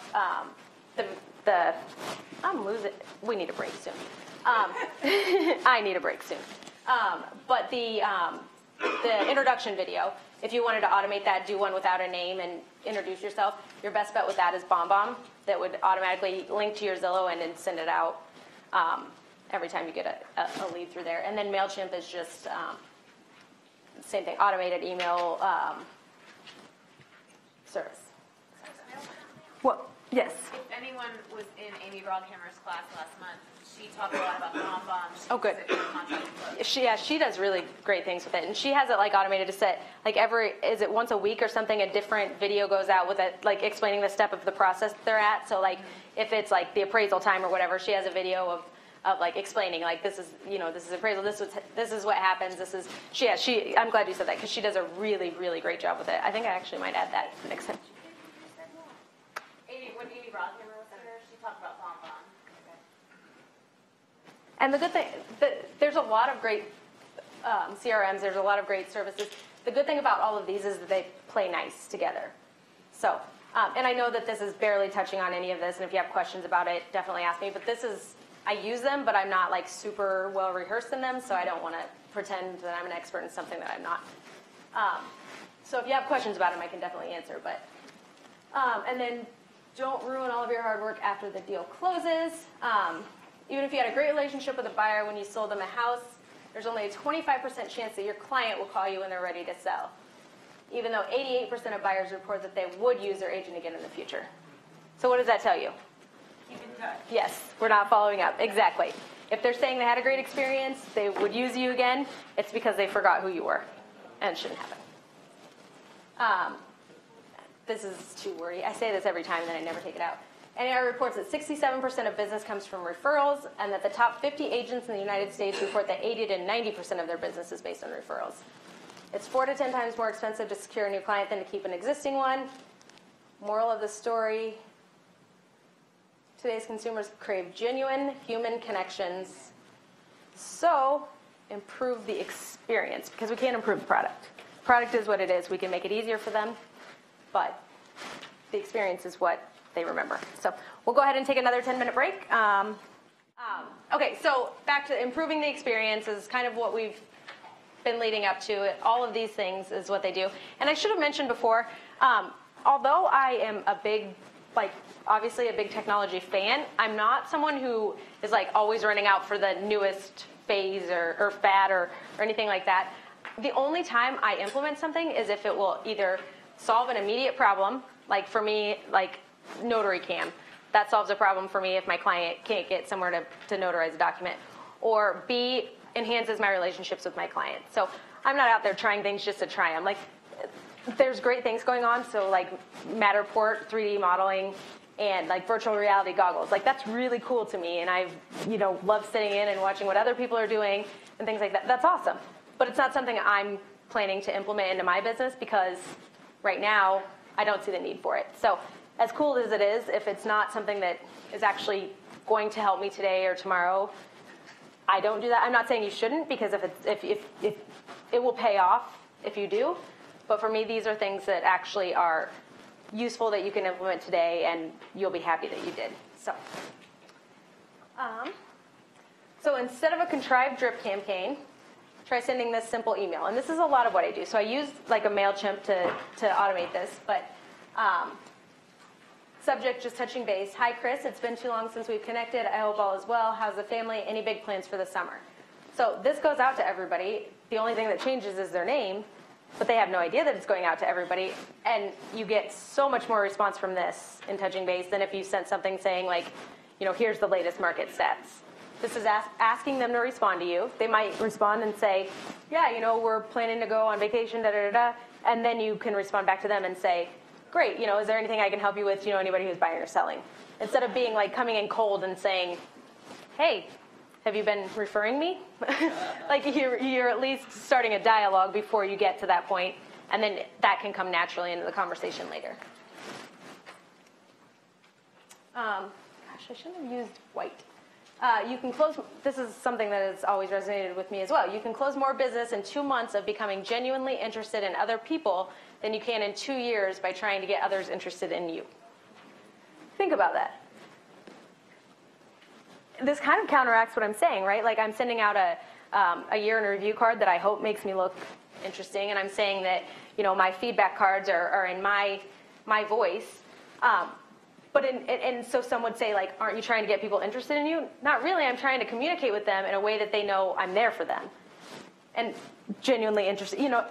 It's if I send something saying, have you referred me lately? That's me being interested in my self-interest. This is me building a relationship, not focusing on basically. Okay, so I might be trying to get people interested in me, but I'm also interested in them. It goes both ways. You can't. It's not mutually exclusive. Let's just put it that way. I've had this in here every time I've done this presentation. I've never had that realization until just now.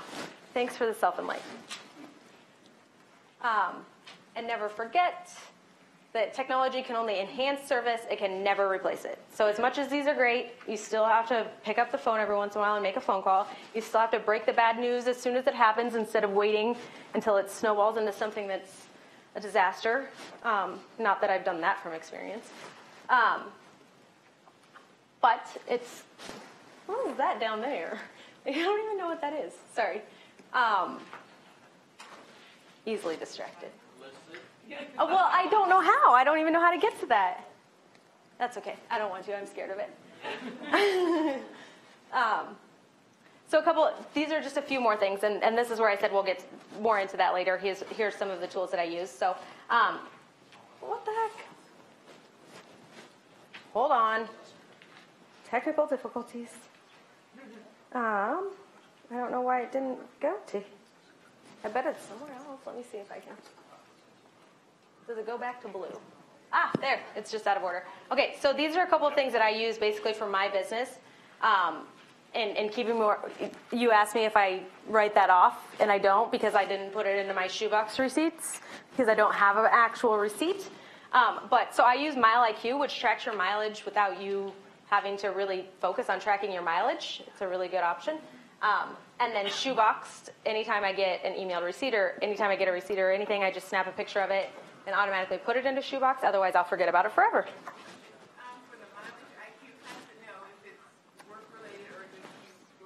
So you kind of set your hours. So like if you there's a few ways, but like if you normally work from like 8 to 5, it's like kind of your main business time, then it tracks that time for you. It tracks your mileage. But it also, you can have it track for when you're at a certain location. Like, so if you drive to the office, it'll track then, and then when you drive home, it'll stop. So there's a few different ways to set it, however it works for you. And there's probably more than that, honestly. That's just how I have it set. But it's really smart. Yep. And so those are just a couple. And then this is where we talked about the wide angle lens. So the Olo clip is this one. And again, if you're just looking for something to use for like your neighborhood tours or something like that, totally fine. Snaps right on, has a couple different lenses you can use. Or the moment lens, which I mentioned. And I took a picture up here when there's a few people asking me about it, and I took a picture of you guys. You didn't know it, but a picture of them without, and I was going to share it, but then I didn't have time. I got distracted on the break, and I didn't have time to put it onto my thing. But basically, I captured these 4 in my picture without my wide-angle lens. I put it on, and I got you guys too. So it really is who was standing up here with me? Yes, it's a big difference, right? It really grabs. Okay, so back to so this is what I use for my listing photos. Again, not saying that you shouldn't use professional photography, because if it's the norm in your market, you should definitely do it. But I use that, and then I use an app called Photor, and it has the ability to batch resize. I don't know if your MLS is as picky as ours is about the size of your photos. Like, can you upload any size? Ours is like super cranky, and if it's like, I just know that I reduce the size by 50% every time. I don't know what the actual requirement is, but I can put all of my listing photos for that property. I can click once and say batch resize. It'll make it, I reduce by 50%, and then I can rename, so I can type quickly the address of the property, so it organizes my photos for me. And then I always just put the auto filter on, which is really great and fancy, and it kind of just, it's not a filter that changes anything about the property. It just fixes your lighting a little bit if you happen to have a dark corner or anything like that. Definitely don't like Photoshop anything or get yourself in trouble for misrepresentation. But if you didn't like have some background lighting or anything like that while you're taking the picture, which obviously I don't because I use my iPhone, it just kind of brings everything into focus a little bit more. So, oh yeah, I forgot. It was out of order, that's why. Like, that's not up yet. Okay, going back. Okay, so this is a big one for me. RPR. Anyone using RPR? Anyone using RPR, like, actually using it and not just... Does anybody not know what RPR... How many of you don't know what RPR is? Okay, so RPR is Realtors Property Resource. It is something that NAR has invested a lot of your dues dollars into, and rightfully so. It basically has information that it pulls from the MLS. Are you guys signed on to your MLS share information? Do you know? One of them does. One of them? Not the expensive one. The $20 a month one shares information. FMLS does not. They will not cooperate with RPR. Okay. So there's a few things that might not be quite as useful for you guys as it would be elsewhere if all of the MLSs did share. For me, in Iowa, I think we only have 2 MLSs that don't. So we have most of the information. But I can go to RPR, and it has everything that pulls from public records, so tax records, mortgage records, all of that, and then it also has everything that pulls from an MLS if you're signed up.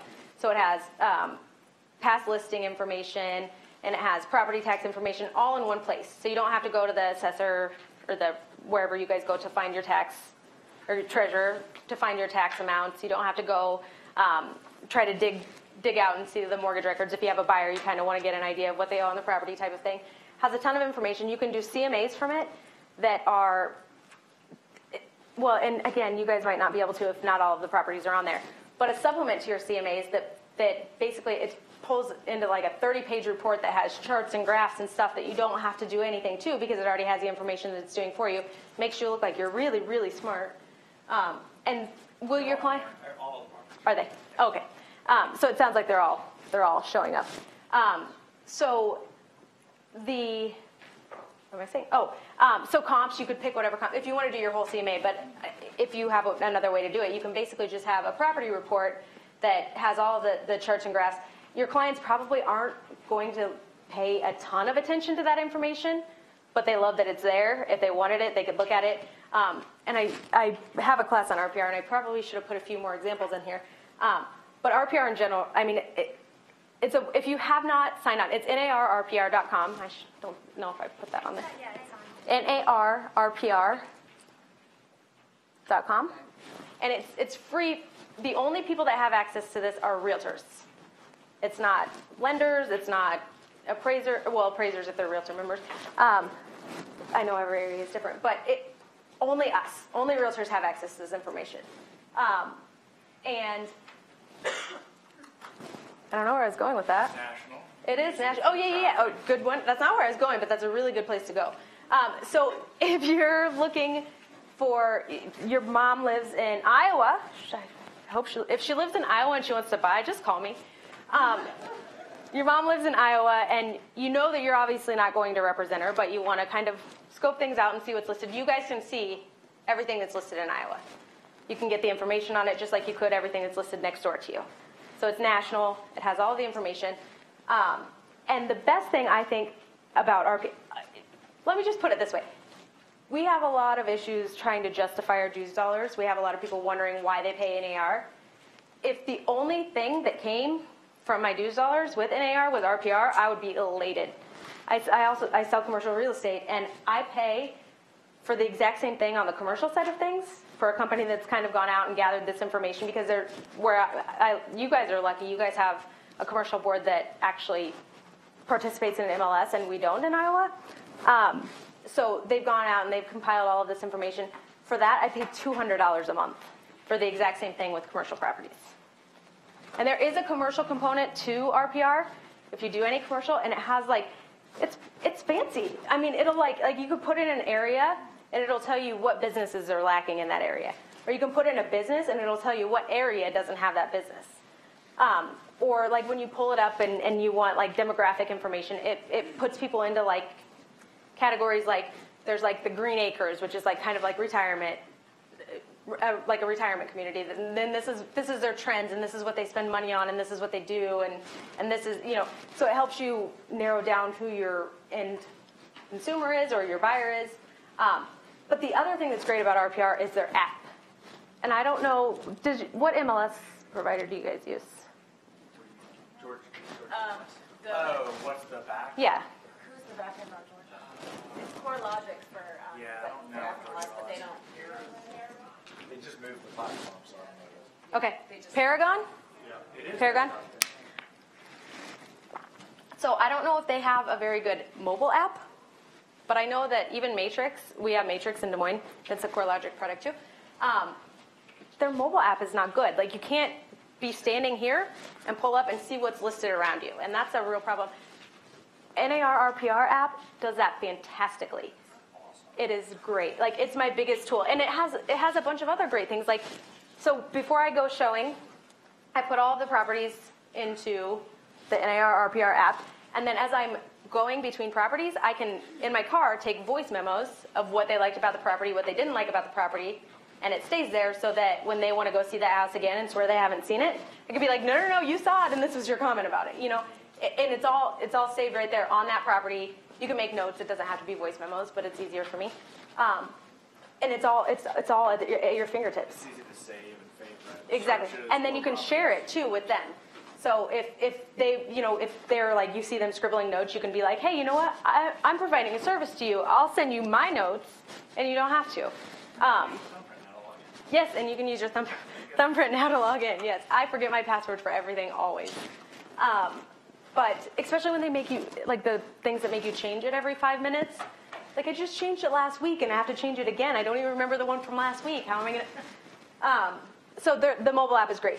But really the biggest part for me is that the location-based listings. So anytime if you're showing a house and they're like, well, what's the house across the street going for?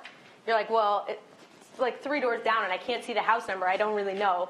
Like you can just pull up the NAR RPR app and it has like a blinking dot right there. It tells you exactly everything you need to know about it. So definitely something to check out. You're paying, I hate to say it, but you're paying for it anyway. You should be using it. And I think there's a lot of people that have kind of looked at it, and that's why I asked, is anybody actually using it? Because there's so much there that it's easy to like be overwhelmed with it and never go back. But even if all you do is use the mobile app for now, I think you'll start to realize how valuable it is and kind of morph into using it for your CMAs and things too. And it gets better all the time. There's a few things that aren't great about it, and I'll be honest. Like, there's no field, like when you're doing a CMA, there's no way to adjust for like finish in the basement, which is really frustrating because that's a big thing, right? But I think at this point enough people have probably voiced that concern that they'll find and they're good about that. They find a way to shift it and implement that into the process. So hopefully that's soon.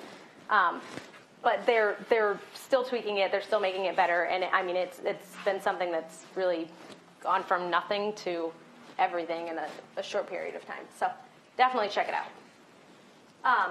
And then Unroll Me is a really good tool. I think we all probably, how many of us get too many emails every day? Right.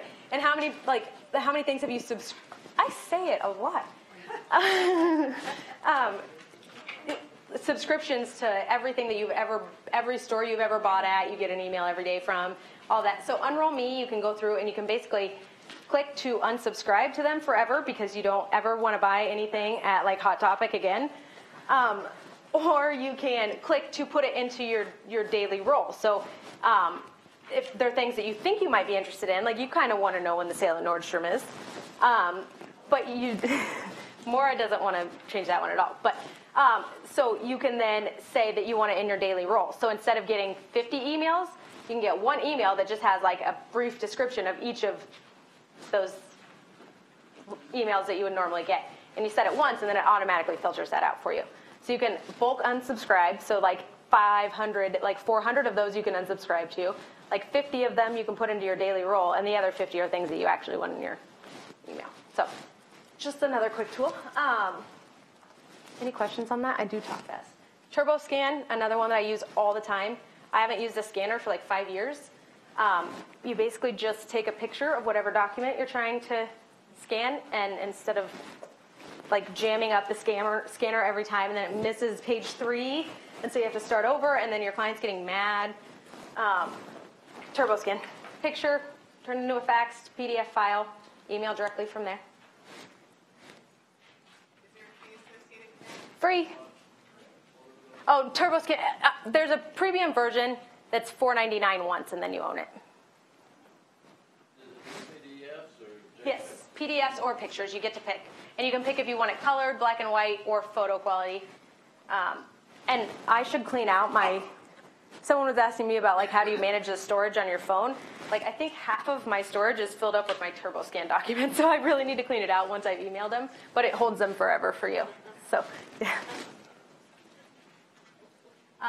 And then we talked, too, about someone asked me how, like, on the feedback card, how I am actually getting the reviews. So I asked them to review me in 2 places. One is automatically they get an invitation for a Real Satisfied survey, which I highly recommend. I'll talk about. And then the other is I go in to Zillow and ask for a review once something closes, because I would like my review to be that I would like them to review me there as well, and it's not something. So Real Satisfied automatically publishes to Realtor.com if you choose for it to. So if somebody gets the link, and these it's verified by a third party. So like on, I don't know what websites, you can go in and add a review that was from a past client or something like that, and nobody can say, like on Realtor.com, no one can say that they didn't really buy a house from you, you know? I could go in and add bad reviews to one of your accounts. I could, and no one can say that it would be a pain to get that removed. But this is third-party verified. So Real Satisfied sends out the survey. They have certain questions that they ask, and then ask for a response. And this is what it looks like when you get something back. I had some long ones, but I was like, oh, I don't want to read those. But it says, Krista Clark did an amazing job all the way around. I contacted her on a different listing, and after seeing 2 houses, she said she had one she thought I had to see. She knew exactly what I was looking for and found it. We couldn't be happier in our new home. So this is something, when I get a notification that a client has reviewed me, why does that sound wrong? Recommended me. It puts it into this pretty format, and you can share it automatically on social media. And the fun thing about it is, like, so say you click yes to share it on Facebook, it puts like an automatic status update. So it says something funny, like, how can you, I mean, I don't know what they say, but like, how can you have a bad day with clients like this, or something like that. So you don't even have to think of something like witty to say. You can leave it, or you can change it if you want to, or you can put nothing there. But like, you can share this on Facebook and Twitter, and then click for it to automatically be uploaded to Realtor.com. And then also, it gives you the opportunity to send them like a Starbucks card for a thank you. And I know some states have really, really firm laws against anything. Like, it's a $5 Starbucks card, and some states don't let you do that. So I don't know your rules, but if you can thank them with a $5 Starbucks card, you can do it straight from this review too. So this is something that you pay for, and I have no idea how much it is at this point. It's $99 a year, or if you're a broker, it's $50 a month, and those are both for unlimited. Yes, so $99 a year. If you're a broker, it's $50 a month, and they're both for unlimited reviews. My broker pays for ours, so I don't subscribe to that. But every single property that sells, this automatically gets sent out to your clients. So. And then you can change like the color of the background and all of those fancy things. But it is a good, it's the best I've seen for client reviews. And I know we talked a little bit, you wanted me to show you how to do that on Zillow. I'll probably show you on a break because I'm scared to get off of this and fear that my internet will stop. I don't know if you covered it too, but it also sends a bit of a poll. I mean, they're not just filling Yes. giving you data. Yes. Yes, exactly. It has certain questions that they respond to, and then also they get the opportunity to provide remarks. So, any questions on that? Now we're getting back to where I already. Okay, so this is the last one, and it's my favorite, and then we'll have a little bit of discussion because we haven't taken our break this hour. Let's take a break. Okay, so we'll wrap up here. This is kind of the last thing that I have on my list, and then we'll open it up a little bit for some Q&A. So start thinking about anything that you want to ask. So this is something that I implemented into my business and has completely like revolutionized my life because it took away. It's something that I implemented into my business a few years ago and has really, like, everybody's like, you know, how do you have time to do all of that? Because I've automated a lot of things that would normally take a long time. And these are things that you can automate. They don't really have anything directly to do with your client. But if you take one suggestion from this presentation, please utilize this tool. If this, then that. Anyone using it? Anyone know what it is? Yes, it's great. Oh, you kind of know what it is. Okay, so it's basically, I don't know how else to explain it but magic. It is magic. So it is a way to make all of everything you do talk to each other, and you can set it so that if this happens, then I want this to happen. So like, for example, a basic example is if someone tags me in a picture on Facebook, I want it to download that picture to a Google Drive folder or to my camera roll or whatever. You know, that's a really simple way to look at it. But beyond that, there's so many uses for it in real estate. Like I have and they're called recipes. So you go to the If This and That website or on the app on your phone, and people have already created these recipes, so it's not a whole lot of work for you. You just click yes, and then you have to sign in, obviously, to whatever service. So whether it's like Evernote or Gmail or really whatever you're using, it has a ton of services. I mean, there's some things it can't do, but basically, so I have a recipe that says that every time someone posts in my zip code about real estate on Craigslist, I get an email. So if somebody's selling their house for sale by owner and posted on Craigslist, I know about it. Or like I have, here's another fun way to use, and really you'll just want to go and explore and see what you can do. But I have it set so that if I send a text to whatever this number is, and I have it saved in my phone, then it calls me as an emergency call. So I can be like, oh yeah, I gotta go, take off. So there's a ton of things. Like anything that you think of in your life that you do every single time, anything you can think of in your life that you do religiously whenever something happens, you can almost guaranteed set it to automatically happen this way. If you want it to, like every time you change your profile picture on Facebook, you want it to change your Twitter profile picture, it'll do that for you. Or every time a house shows closed or listed on Zillow in your area, it'll send you an email or it'll download it to a spreadsheet. Every time you add a new contact in your iPhone, it automatically downloads it to a spreadsheet. So then you can import it into your CRM without having to go through other steps. Literally anything that you do on a regular basis, you can pretty much automate with If This and That. And it's free. So that is my last little tidbit, but everyone that leaves here should definitely look into this. So we'll open it up to questions. Anybody have anything? Yes. Yes.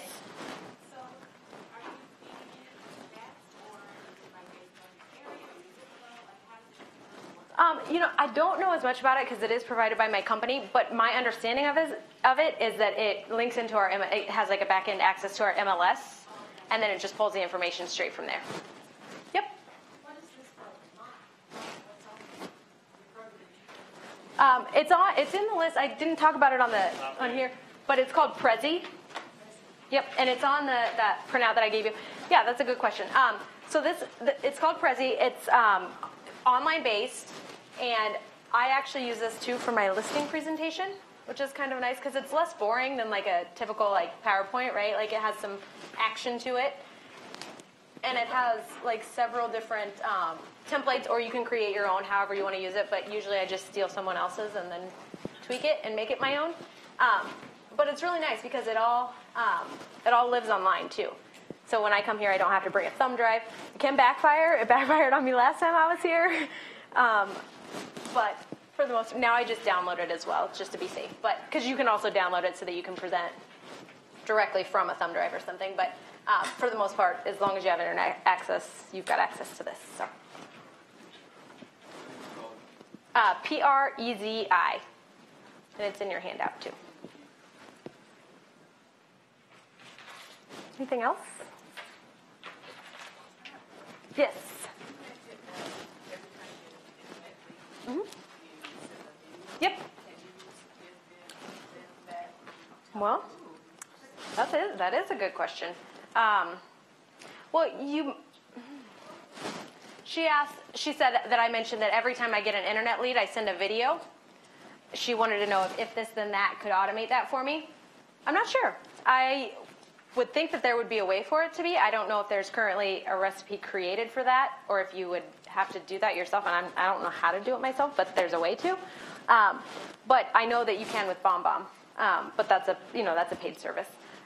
That's a really good question. I'm gonna give you, and I have a bunch of cards up here too for when everybody leaves. But I'm gonna give you my card, and will you shoot me an email with that, and I'll look into it, because now I'm really curious about it, but I might forget. Yeah, it's a good question. Probably. My answer's probably. Well, I'm sure you could send an email with the URL, so if it's on YouTube, because it has to be canned to be automated. Yeah, but your camera roll is part of what can be automated. So if it's saved on your camera roll. Right. But it has to be didn't connect to the iCloud. They couldn't pull it from their phone, so it might be a little more complicated. Yeah. It's a good question. We'll find out. I'll find out. I'm not like creating work for them and saying they will. But yes. It's an app and it's an online a website, so you can do it either way. And whatever you create in one, obviously, communicates with the other. You just set it up and you just go back into it and modify it. Yep. Yep. Exactly. And you can just click on it and it'll say, you know, the list of your recipes. And like if you're looking, like you could type into the website real estate and it'll give you like a list of recipes that other people have like implemented for real estate related purposes. But there's so many things like that aren't even real estate related in your life. Like smart home, like it's huge in smart home because there's so many different devices out there. Like people are using like, you know, a Nest thermostat and they're using like Wemo lights, the automated lights. Like you can, you know, the Skybell doorbell or all these different things that we probably have no idea what the heck they are. I only know because I was like super lucky and had a bucket list item and went to CES this year, the Consumer Electronics Show. It was amazing. So I'm like talking like I'm a really big expert, but I'm not. But you can basically set it so that, like if you have the doorbell that like comes up when people are there, like you can set it to record that video and send it to you on your phone, or you can set it to like if you send a text to whatever number, then it'll, you know, turn your Nest thermostat up, or I mean really anything that you want to make something happen, you can set it up this way. Anything else? We can send your slides out there. Yes. Yeah. Yep. We can definitely. Send us a link. We'll make sure the board sends it out, so that way you're not sending to 100 people. Okay. Yep. So we'll get the link sent out to the Prezi presentation, and then like I said, you guys have the handout, and I think I got pretty much everything that we talked about is on there. Yeah. So we have. The link will take you right to it, but it lives on Prezi.com. You'll just click on the link when it gets emailed out. Yes. Well, I'm not. The board is. Yes. Yep. Which is really nice. So. Any other questions? Oh wait, I might have a few more slides. And my cards are up here too. There. Yes. And definitely, I mean, if there was something that you think of later, you're like, oh, I should have asked her that. Definitely reach out. I'm happy to answer any questions. And like I said, I'll look into that for you. Go ahead. Oh, I thought you had a question. You had your hand up. You faked me out. Anything else? No? Can we? Yeah, we still have time. What was your first video? How did you do your first? My first video. Honestly, the first time I actually started using video was when I did that 30 under 30 thing, and I realized like that was really ridiculous, and I looked silly, but no one like laughed me off the stage, you know. So I think that's kind of how I got comfortable with it, and since then it's kind of spiraled from there. Does anybody else have something that they want to share that they're using, like an app or a tool that they think is fantastic that they want to share with the group that I can add to my presentation? Yes, go ahead. When there's so much online, when do you get time to investigate? Yes, I know. From midnight to Well, 6 no, you know what? And I don't investigate. I don't seek this stuff out. I have plugged myself into a network of people that are doing such great things that I learn from them. And people ask me all the time, like, why do you, because I do a lot of volunteering with my state, local, and the National Association. People always ask me, like, you know, you can't get that many referrals. Well, for me, it's not so much about referrals. It's about making my business better. And I go and I know, that's how I met more. You know, like, I go and I network with these people and hear all of the things that they're doing. And you know that when you leave a room thinking, like, gosh, I'm a slacker, I need to step it up, that you were in the right room, right? Like, you were in the right room of people who are doing so much that, and I know I'm not a slacker. Like, I'm busy. Like, I know that I utilize my time well, but there's people that are doing even way more than me, and it's incredible. So I kind of just learn organically from what they're doing. What's a good spin-off to social? You mentioned Lee Brown. Yes. Is she the same person that Amy Broham mentioned? Probably. Okay. Yeah. And she's in North Carolina? Yes. Okay. Yep.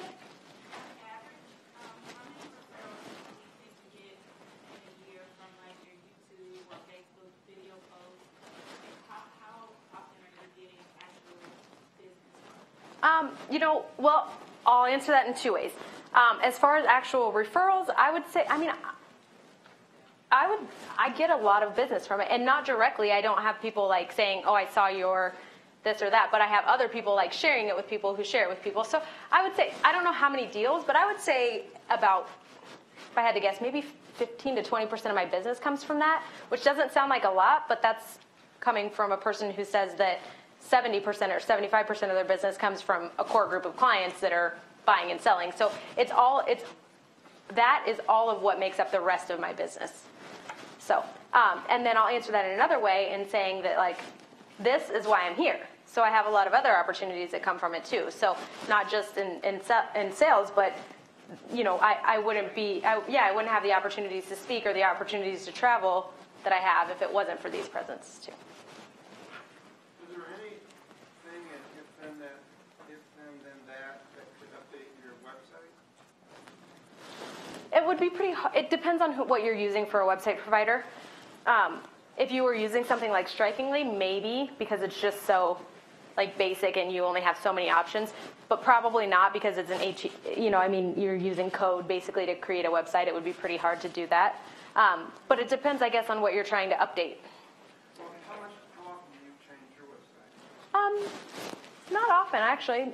But again, it's because, I would say probably every 6 months I kind of go in and change anything that's different. But again, my website is more based on like who I am, and I don't necessarily change in 6 months. I might have a different role that I want to go add. So if I have the 30 under 30 thing, then I would want to go ahead and add that onto my list. So not a whole lot, but I think it would be pretty hard to automate that. Go ahead. You can do some stuff where it'll post to different sites for you. Yep. And then integrate that using like a weekly thing. Yeah. Some tools for integration stuff, but you can do that to Facebook and Twitter. Yeah. Yeah. You can also use it for vacant listings that have internet for internal fans and that. Yep, exactly. So the pictures above 90 internal fans. So true. Sale, Yep. whatever. If you know you've got a showing coming up and you don't want to freeze them out or steam them out, maybe more so here. But yeah, absolutely. Yeah, exactly. I know. Funny story. Like in my hotel last night, it was so cold. Like I was so cold that I was like shaking, and so I turned the air off, and it's still super cold. My thing said it was like 77. There's no I had like icicles like from my tears. Like it was so cold, and I like kept pushing the button trying to turn on the heat. I don't think it had heat. Did it not have? Do you guys not have heat? No, it didn't have a heat button. It only had 4 buttons on the whole thing. So like the whole it was so cold. Off topic, not even related, but it was really cold. Oh, I thought I spilled water. Don't worry, it's fine. Yeah, it was really cold. So it was like 95 degrees outside and like 35 degrees in my hotel room. I had on like socks that would like come up to my knees over my pants so that I tried to stay warm. It was really. I'm glad nobody saw me. That's all I can say. This was last night? Yes, it was so cold. It's actually the reason that I had to stay up so late to do my presentation, because I couldn't get myself to like even bring a hand out of the blanket because it was so cold that I didn't want to like break my cocoon of warmth that I had under my blanket. So that's it. Okay. I guess that is it. If you have any questions, definitely reach out. There's a bunch of business cards up here that have all of my contact information. Otherwise, it's up there. Thank you guys so much for coming, and I will